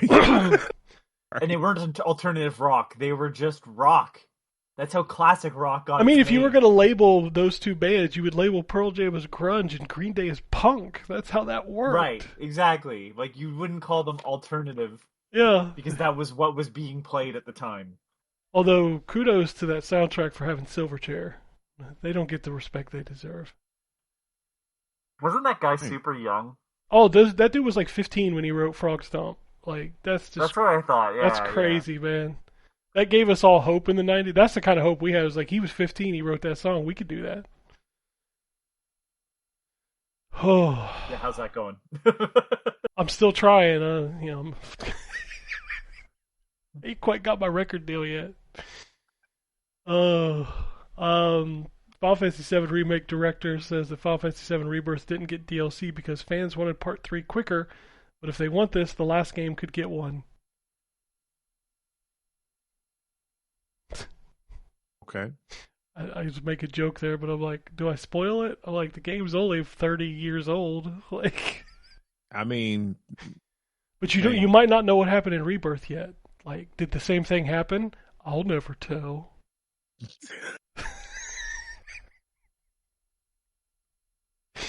Oh, what else we got in here? Anything interesting? Come on, give me an interesting story. We talked about GameStop trying to buy eBay, right? We talked about that? Yeah, last week, which is crazy. And then he got himself banned off of eBay? That's funny. I didn't know that. Yeah. That's funny. So he was trying to sell shit on eBay to help fund his purchase of eBay, and eBay just was like, yeah, we're not letting that happen. Suspend account. Oh, wow, that's because he was selling like his used socks and stuff like that. To try to buy to try to buy eBay. What? So here's the thing. You know what? I hate this timeline. Me too. That stupid loser. I don't remember his fucking name. Ryan something, right? I can't. It is Ryan something. I can't remember. Yeah. So here's the thing. Like, he's not a good businessman. He's just got a cult of personality for some reason. A bunch of conspiracy theorists decided to be in a death cult where instead of like giving up their lives, they are giving up their money. And then they bullshitted their way into some success. Well, some people did. Most people didn't.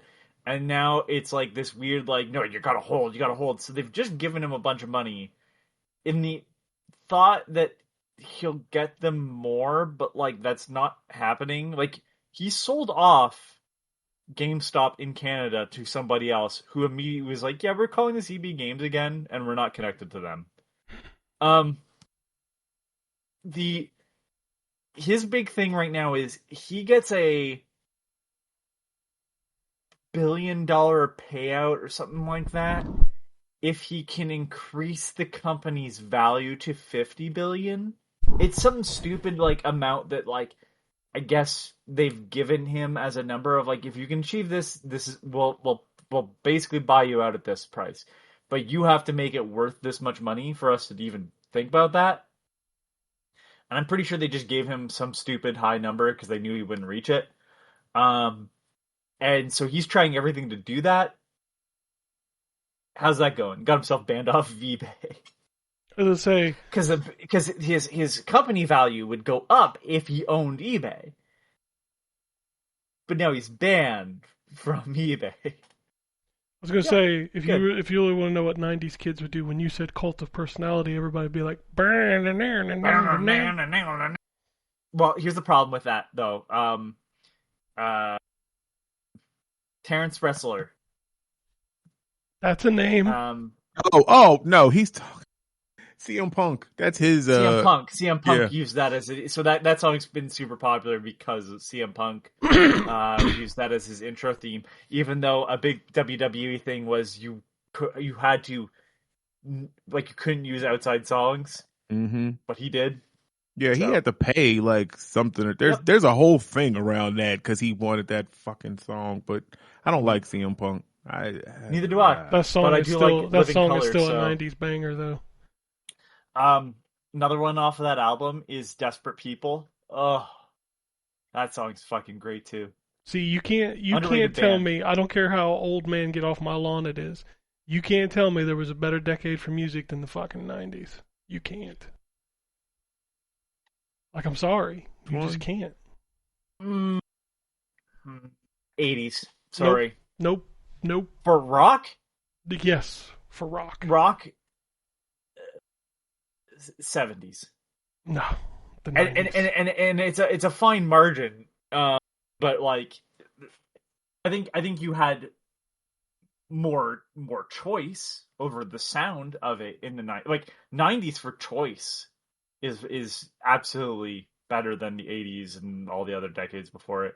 The albums that came out in the 90s are fucking classics. But like, you have a wider taste in music than most people can. I'm just like, saying, man. That's what makes that decade more interesting. Because like Beck doesn't sound like Nirvana, which does like even within say grunge alone, none of those acts sound the same. Dude, The Color and the Shape came out in the 90s. The Black Album came out in the 90s. Pearl Jam's 10 came out in the 90s. Soundgarden, oh my god. Beck's Odelay. And Mellow Gold, both. Like Mellow Gold. Oh. Mutations from Beck and Midnight Vultures. I get it. I'm just saying though, like those are all very different. I know the band has a lot of funk around it, but Use Your Illusion 1 and 2 are fucking stellar albums. Those albums are better than they deserve to be. Oh my god, those two albums are so good. Yeah, I will fight to the death on one of those. Yes, it is. Yeah, that song is better than it has any right to be too. Like that the decade. Fucking video's awful as shit, but that's but that song is eternal, man. God damn. Yeah. All right, you're winning me over, Ken. God damn you. Brother, that was like my teenage years. Like every album that came out. What was it? There's a picture of a set of cassette tapes where like they go. All 7 of these albums were released in like 44 days of each other, and it's got like Nevermind and the Black Album and 10, and I'm like, Jesus Christ. So while we're talking about music, this is somewhat. Give me a second. I'm scrolling back to get it. So I bought. Local record store got a bunch of DJ CDs in. Like, so it was a service that you would basically buy like a CD from, and it would be a certain like era and time. And it's so funny because, so I just took the first one. So some of them are rock, some of them are country, not my thing. Some of them are like dance music. That's what I was specifically picking them up for. But these collections, Hot Rocks. That's 2 T's because that makes it cooler. Now, this is not the 90s, but it is funny because it's like 2001, so we're just kind of exiting it. The first song on number 61 is "Jaded" by Aerosmith. We couldn't get rid of them. And then followed up with "The Hollow" by A Perfect Circle. Yeah, I forgot. And then it keeps getting better. "Chemistry" by Semisonic. No. This Is Not My Life by Fastball. Oh God. "Letters from the Wasteland" by Wallflowers. Ugh. "Flavor of the Week," American Hi-Fi. "Vent" by Collective Soul. "My Way" by Limp Bizkit. "Opticon" by Orgy. "The Reckoning" by Godhead. My Way, I know that song. Are You There? Terrence by finally heard Oleander. one. He's like, I know that song. Yeah, I'm over here like Angels- I don't know none of this shit. "Between Angels and Insects" by Papa Roach. I can tell you one thing you "Voices" do by know, Disturbed. Terrence, an album that came out in the 90s. That NWA album was. I can't say the name of the album, but you know what I'm talking about. That album Is it just was the name of their Attitude? Yeah. well, no, it was for life. But they spelled it backwards. Yeah, I got they you. spelled it backwards on the album cover. Oh God, Ken, as I'm so I've been tagging music in some of the brief hours I'm up as well, and Didn't the Chronic come out in the 90s too? Doggy Style? did. yes. Yeah. Okay. Yep. So continue. Yeah. Oh, I was gonna say, like, even in weird, like, in more like adult contemporary stuff, Seal's first album with "Crazy" on it. That fucking album's amazing. I'm telling you, you cannot beat the 90s for albums. You can't. I hate it that he's right. I hate that he's right, and the more I think about it, I hate that he's right. Fuck. God, Michael Jackson you're even had an right. album, and then it was Dangerous. It was in 91. That is true. Yeah. That's his. No, that's not his second. His well, History so- was the 'cause last. then he had History, and Yeah. and then it was Invincible Yeah. in 2001 or whatever. Yeah. I Right. like Invincible. Yeah. Dangerous was, oh my God. We used to go to, and I know nobody's going to know this place unless you're local, is a store called Murphy's. And like, there were like 700 copies of Dangerous on the end cap, man. My dad used to have a poster that he took from like working retail at that time because that's how popular it was. That album They were was just like, yeah, get rid of it. insane, man. All right. Lenny Kravitz, Are You Gonna Go My Way? Fuck. Yeah. Weezer. Come on. Tool. I mean, what are we doing? Mist and Riven are coming to Xbox Series and PlayStation 5 and PSVR on May 19th. Okay. Legend of Heroes Trails from Zero, Legend of Heroes Trails to Azure are coming to PS5 and Switch 2 this fall. Devil May Cry TV show has been renewed for a third season. Sekiro No Defeat will premiere September 4th in Japan.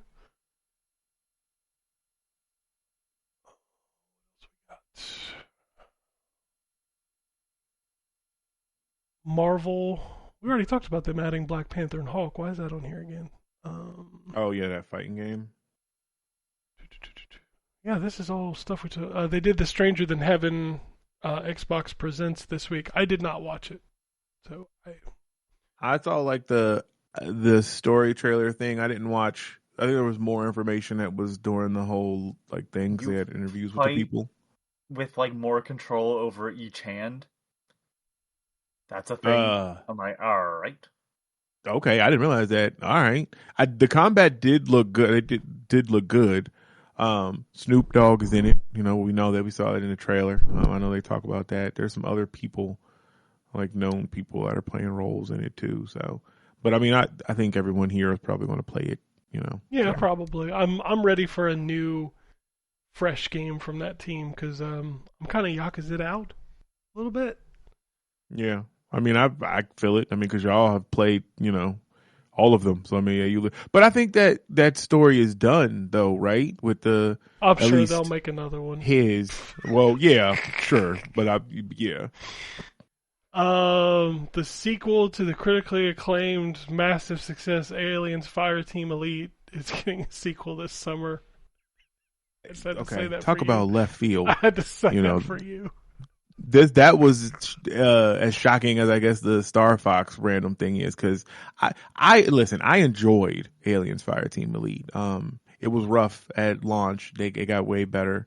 It's a horde shooter, with the aliens, but it was weird because it was only 3 people co-op. This one adds 4, but to call it a hit, I just feel like we're stretching the word, just like we do with game. Now we're stretching these words. Wasn't it like on like or was that Predator? One of them was like right to PlayStation Plus, right? That was the Predator. Yeah, that was Predator. It wasn't Alien about. as well? No, Aliens launched on Xbox. It came to Game Pass. Game Pass. It came to Game Pass eventually, but I don't think it launched in the Game Pass. Okay. I know. Yeah, I know it was because I think it's in Game Pass now. Break it right where you would go, yeah, but like, because you don't pay into it. But okay, all right. The saddest news I got this week is that Take-Two has finally confirmed that the planned NFL 2K revival, which was announced 6 years ago, has been canned. Oh, I didn't even know they were still doing that. Well, I mean, I guess they're not now, but yeah. Okay. Yeah. They'd never officially canned it, but now it is officially canned. I just wonder why. Every day I wonder why we don't have competitor. Like, I'm going to say this and someone's going to mention XFL and like, no, I want someone that actually understands the sport to run like a competitor. But like, does anybody remember the Nike ads with the Elvis JXL? It was all soccer and it was within a cage. There's an advertisement campaign. I'm like, fuck, I'll watch sports with a little bit of like a twist on it like that.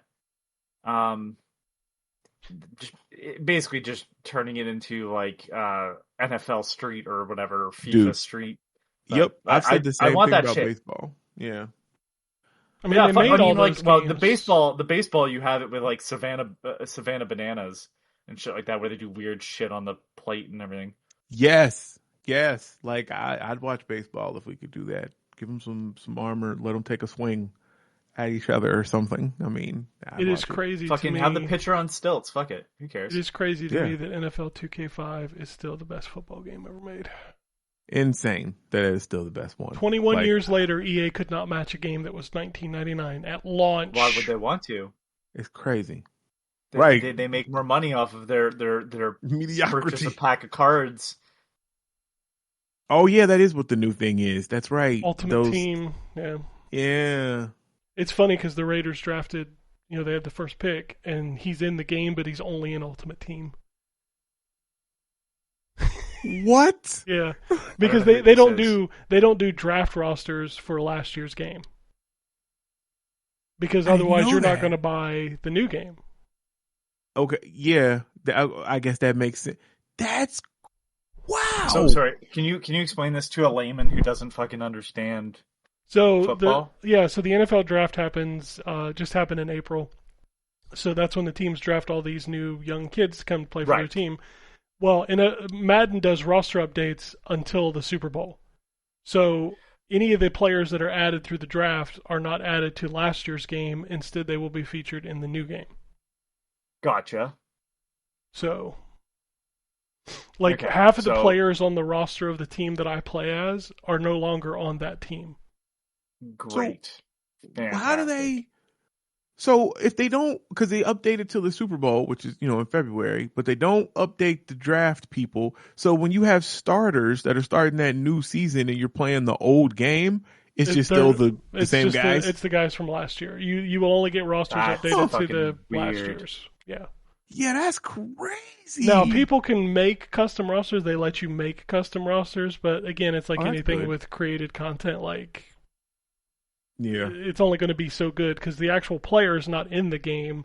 They can create them a version of them, but they do that in the wrestling games too. So they'll make certain people that's not in there. I mean, it's okay, but I mean, obviously it's limited because it's not, So yeah, I got you. I didn't realize that. I thought Madden. Nope. I thought they just kept them up. No, dude. That is so fucked, man. Yeah, they really I get not adding I hate to say it in this way, but I lack the words because I'm not but like the guys who are like on the team or whatever, but not playing yet. But if they're playing on the fucking field, and you're like, yeah, but we don't have those guys till next year, like, okay, all right. Yeah, Well, that's then your updates messed are kind of up. horseshit.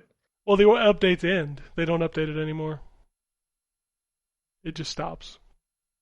I just feel like roster updates are the easy. You know what? Give them a minute, and they'll just package roster updates into some sort of Madden subscription service, so you can get. You do know that Madden has a battle pass, right? I did not. It does. It has a free and a premium battle pass. Hilarious. So what the fuck do you unlock in a battle pass? It's a bunch of Ultimate Team shit and like banner logos and Ugh. stuff. It's just God, I swear we lost the plot with games, man. Like, yeah. what? I'm gonna be honest with you. I play Madden probably 80 to 100 hours every year. I touch maybe 20% of that game. I got you. I don't play Ultimate Team. I don't play Quick Play. I don't play online. I don't play the like mini games. I literally just play franchise mode. It's the only thing I play. So when the rosters dry up, I quit playing. Yeah. All right, we got a couple emails to go through. Also, shout out to Ryan's friend Peter who sent me the Bone Thugs Eternal Champions video. That's good shit. I'm just picturing it being a sample from Crossroads. I always think of the Key and Peele skit with the yeah. homeless bone and So bone, okay, bone, speaking of Key and homeless bone. Speaking of Key and Peele, I had never seen the Michael Jackson Halloween costume one. Jesus Christ! And at the end of it, he's like, he's dead. He's like, what? For a couple years now, yeah. He's moonwalking away. Just I was standing just like, at the door. I kind of knew where I was going. I'm like, wait.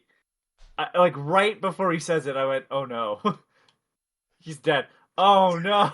It is true that breaking the guy's heart. It is true that Key and Peele's like one of those things. Like, there's always a skit you haven't seen, and then you see it, and you're like, I think my favorite by like a country mile is the Funhouse mirrors.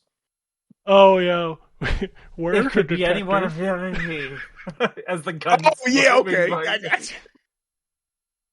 Just ask me, detective. Is it the real me? Just shoots him in the leg.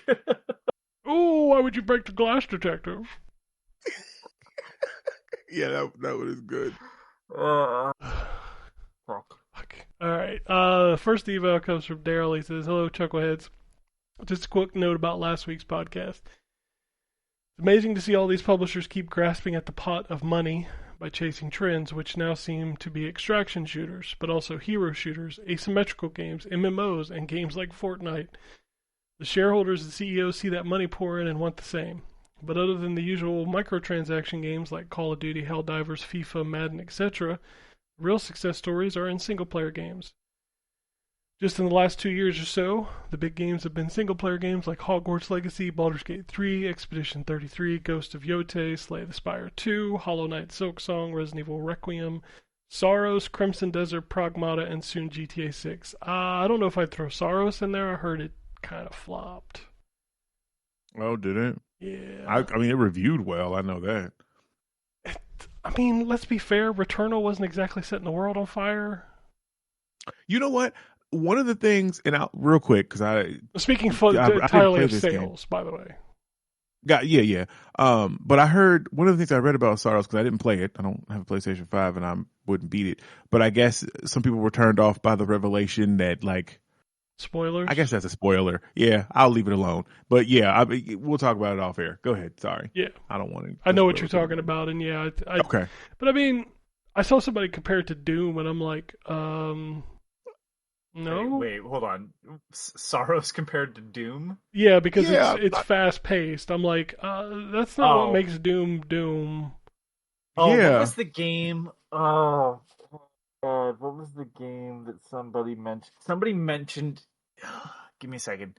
I believe it was David Szymanski, but I have to double check. And I was just like, oh, that means I'll never play it. Dusk Dev, there he is.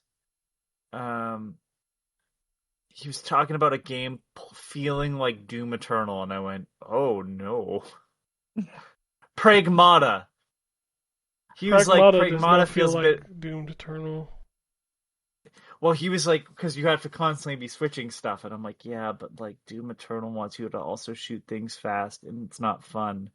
Pragmata has like two lumbering enemies coming at you. Doom has like this dude that's doing backflips and looking like Yoda from the second Star Wars prequel movie. Oh, Like while you're trying to yeah. jump and fly and hit with the flames. Like no, Pragmata's like press a couple buttons in a direction while this big robot lumbers towards you at like a snail's pace. So no, that's not.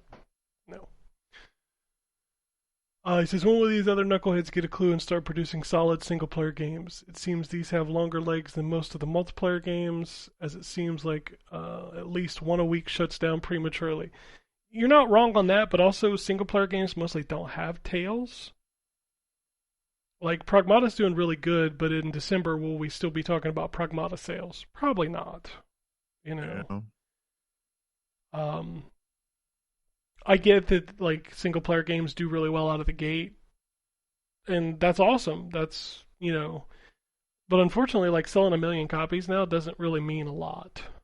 Unfortunately, Because the budgets are too high. Yeah, yeah, because it costs too much money to and make the game. I think the thing that sort of makes single players more successful, and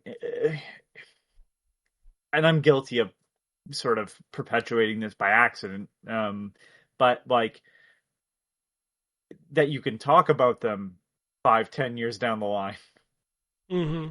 Yeah. Right? And that's the difference, is that like for every Overwatch that does survive that 10 years, there's a lot of things that aren't surviving that long, right? Like no, most of the get a games fucking have like week a 6 month. Like 6 month is like the average, Mm-hmm. which is not long So enough to make your money back. Right. So it's one of those things where it's like the single players, I think, seem more successful, but if that were the case, then they wouldn't be chasing the fucking promise of infinite wealth with games that never make it, you know? Mm-hmm. You Like, need a game. I understand, like I'll be more sympathetic in the approach this time. I understand why you're doing it. Like, I understand why these companies do it, whether it be from the creatives or from executives. It really doesn't matter. I get it. However, it's like, it's like watching someone go to the casino and say, I'm going to win it big. You're going to go home broke. Like, you'd be better off doing something else with that. A better suggestion would be to make smaller projects, more interesting projects. Like, what was the game you mentioned playing there, Ken, today that I said I wanted to play, that you fight the giant excavators and stuff? Oh, Motor Slice. Yeah, you'd be better off having your team of creatives who have a bunch of, technical and creative ability doing smaller stuff like that, for the money and getting, more return on certain things than gambling into a multi-million-dollar project that survives a week. I mean, there's also that, but then there's also, I know he mentioned Soros here as a success, but I don't think it was. Like, for every game that you can point to and say this single-player game did well, you can point to 5 that didn't. Right. And it's hard because you don't know what people are going to get into. It's impossible to know, like, I don't know. I would not want to be somebody who had to pitch a video game right now. For sure. I think looking at the games that really take off in popularity, even if they're not the first of their kind, they're usually doing something that sort of is more interesting, and most of them are indie games. I hate to say it that way, but like, everybody here's played Vampire Survivors. Way too much. You know what I mean? And they weren't the first ones. No, they weren't even close to the first one. No, of that type though. Like, I think there was another one that they specifically mentioned that they sort of took aspects from. But regardless, it's like They weren't the first ones of that type of game, but they understood how to make it sort of constantly just giving you shit and feeding into that dopamine thing, charging you $5, making the game relatively cheap. They paid someone to redo all their sprite work, um, because they just originally used a pack they bought. Um, it's stuff like that where it's these small sort of successes that sort of like New Blood, which I was just bringing up. It's like they had a couple of hits and now they're the boomer shooter company, right? Mm-hmm. But like that's not where they started. They started off by like just making games they liked, and sort of making it dirt cheap, so it wasn't hard to sort of make your money back for the time you put into it. Iron Lung, for fuck's sakes, was made by the same guy who made Dusk, and that just had a movie based off of it. Whether it was good or not doesn't really matter. Someone paid to license that to make a movie out of passion. Yeah. And that's the type of stuff. And Iron Lung plays kind of like nothing else you've ever played. It's a first-person game, but like you're just kind of like steering a ship blindly through a blood sea and then pressing a button to get a photo of what is in front of the sub. That's it. But I don't. Again, I think it's also a mix here. Is like you don't have to have it. Like the definition of success is going to be different because if you spend $500,000 on a game and you sell it for $5 and you sell 500,000 copies, you did well. But if you spend $100 million on a game and you sell 2 million, you didn't do well. Like so, you have to think about your budgeting kind of stuff. Well, I think that's back to the conversation you and I have all the time. Like graphics, they don't get like. Does Saros need to look that neat? I mean, it's nice that it does. It doesn't need to have an actor in it. It doesn't need to have these like super realistic visuals. Like, yeah, we joked about the it's always the Uncharted thing. If I shoot a rock and it causes a rock slide, nobody cares. And how much money did you spend to make that happen? Yeah, like that's not why people play those games. And it's funny because it's like the stuff that I was hoping that like more processing power would bring more of is the stuff that I saw in Red Faction Guerrilla, right? Like just the whole environment is just absolutely destructible. That shit was fun. Yeah. Right. But that's, that studio's gone. Yeah, well, not for Red Faction, but you know what I mean. It's one of those things where it's like, and then Armageddon, which was more linear, but like had that really cool rebuild effect. You could disintegrate and then rebuild off the same stuff. And it was like, yeah, but what if we just had more visuals and like more like inconsequential interaction with the environment? It's like, okay. I don't care about the grass bends properly underfoot. And it's because conversations like Puddlegate happen. Oh, they changed the puddles in Spider-Man. Like, no. Dude. And then there's 12-hour-long videos explaining why that was an affront to their family. And I mean, this loops into the whole Digital Foundry conversation of where they're like, well, this isn't quite where it should be. And it's like, dude, I don't care. Yeah. Like, let's talk about the game. Like, what did the game do? Yeah, if it runs at 120 frames per second and there's no problems at all, but the game is shit, that really don't matter, does it? No, it really doesn't. Like, if I enjoy a game, I want it to run better. Crimson Desert was a good example of that. It had its issues, and they kind of ironed them out over time, which is good. Yeah. Like, if you can make a good game and it's rough, you can always make it better over time. But if you make a bad game, I don't care what frame rate it runs at, it's going to be fucking trash. Thank you, Miyamoto. That's right. And Zelda 2 sucked. Zelda 2 sucked. He's so wrong about that, but that's fine. Alright, he says, anyway, I'm assuming he meant Diablo, but he said Doom Lord of Hatred. I'm assuming that's Diablo. Yeah. Heroes of Might and Magic, the Olden Era, Slay the Spire 2, Vampire Crawlers, Pragmata, Sorrows, Crimson Desert, Not Enough Time, all great games, and Forza Horizon 6 is coming out soon. Sigh. Yeah, that's the thing, is like, goes back to the mixtape conversation. If you hate it, brother, I have 400,000 other games for you to play. Right.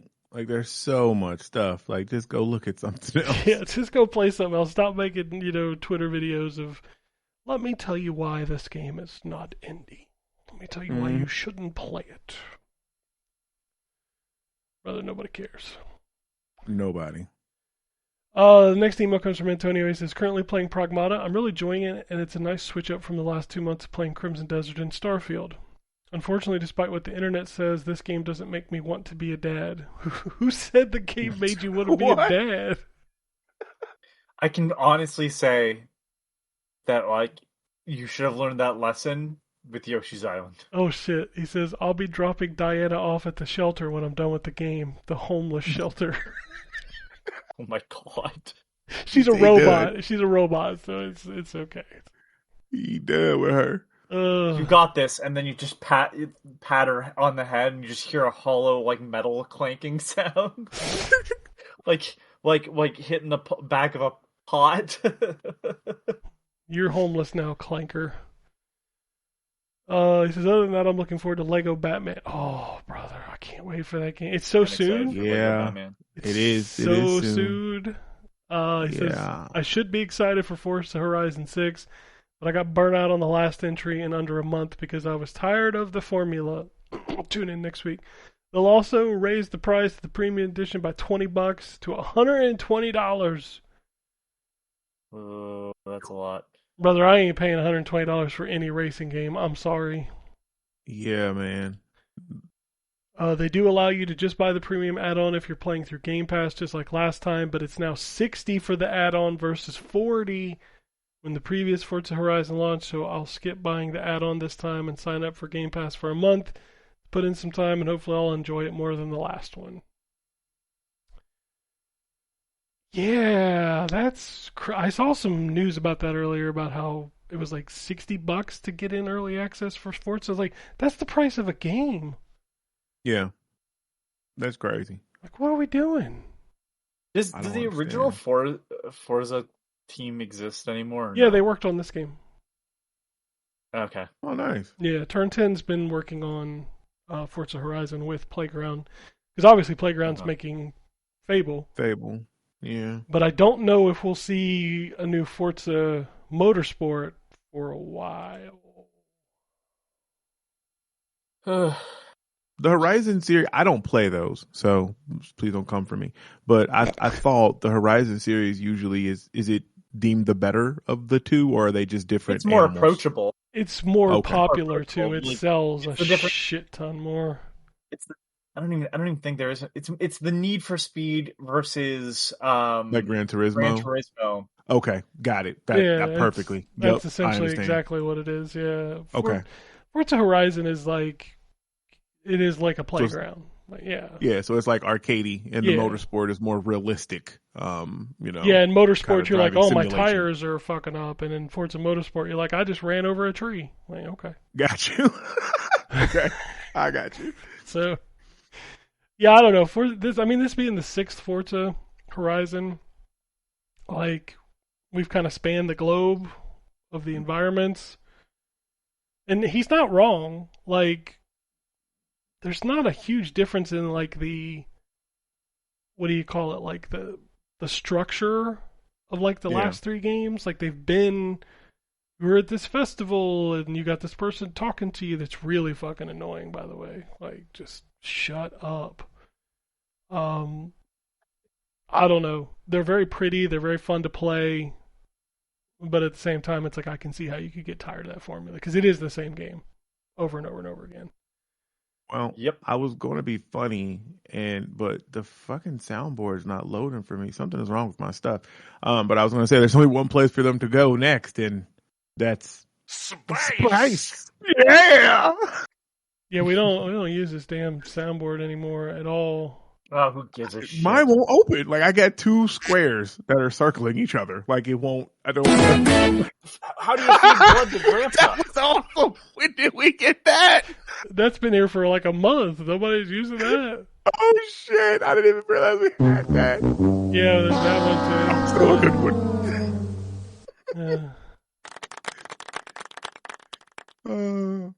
It sucks because I don't have Nitro, so I only get 7 sound effects. Yeah. So I keep replacing some, like, I don't know, like, this one I don't think... stand this bitch! Like, that one's I still love in that there. one. You still got... Yeah. That was good. And the 2 clips from you two. Yeah. How do you feed blood to Grandpa? When you actually are getting like wood and stuff, like you can come off the ship. But then that's it. Like, I can't add any more. Oh, And Anthony goes on a rant. Yep. That's the sound of the horn. I'm That's the wrap it slamming up my hand B against horn. The horn as I'm driving into the playground filled with school children. Jesus Christ. Get out of the way! That's your horn sound effect in Forza Horizon. I'm pretty sure that's in there. Nice. You shouldn't run over. The kids still get hit. You shouldn't Dumb run over fucks. children. Run over children, but they should have been able to hear me. I'm doing. Boom. Oh, I love that. Yeah, that one's good. If you, the only problem is when you press it, there's like a second delay. Yeah. Oh, a delay? Yeah. Got you. Yeah. Oh, that's funny. Anyway, that's it for us this week. If you want to send us tweets, at ZTGD Radio on Twitter and at ZTGD Podcast. Or no, is it the other way around? No, who cares? It's ZTGD Podcast on Twitter and ZTGD Radio on Blue Sky. And you can send emails to podcasts at ztgd.com. But we'll be back next week with Forza Talk. I think Terrence had another game we didn't talk about. I did, yeah. I don't know if the other game I'm playing, I don't think that one's till like the 21st. I don't remember. So we probably won't talk about that one next week. But then we got some big games coming up. We got James Bond and Lego Batman. Mm-hmm. Still coming out this month. So anyway, unless anybody has anything else, we'll get out of here. Peace, bitches. Alrighty. And it goes something like this.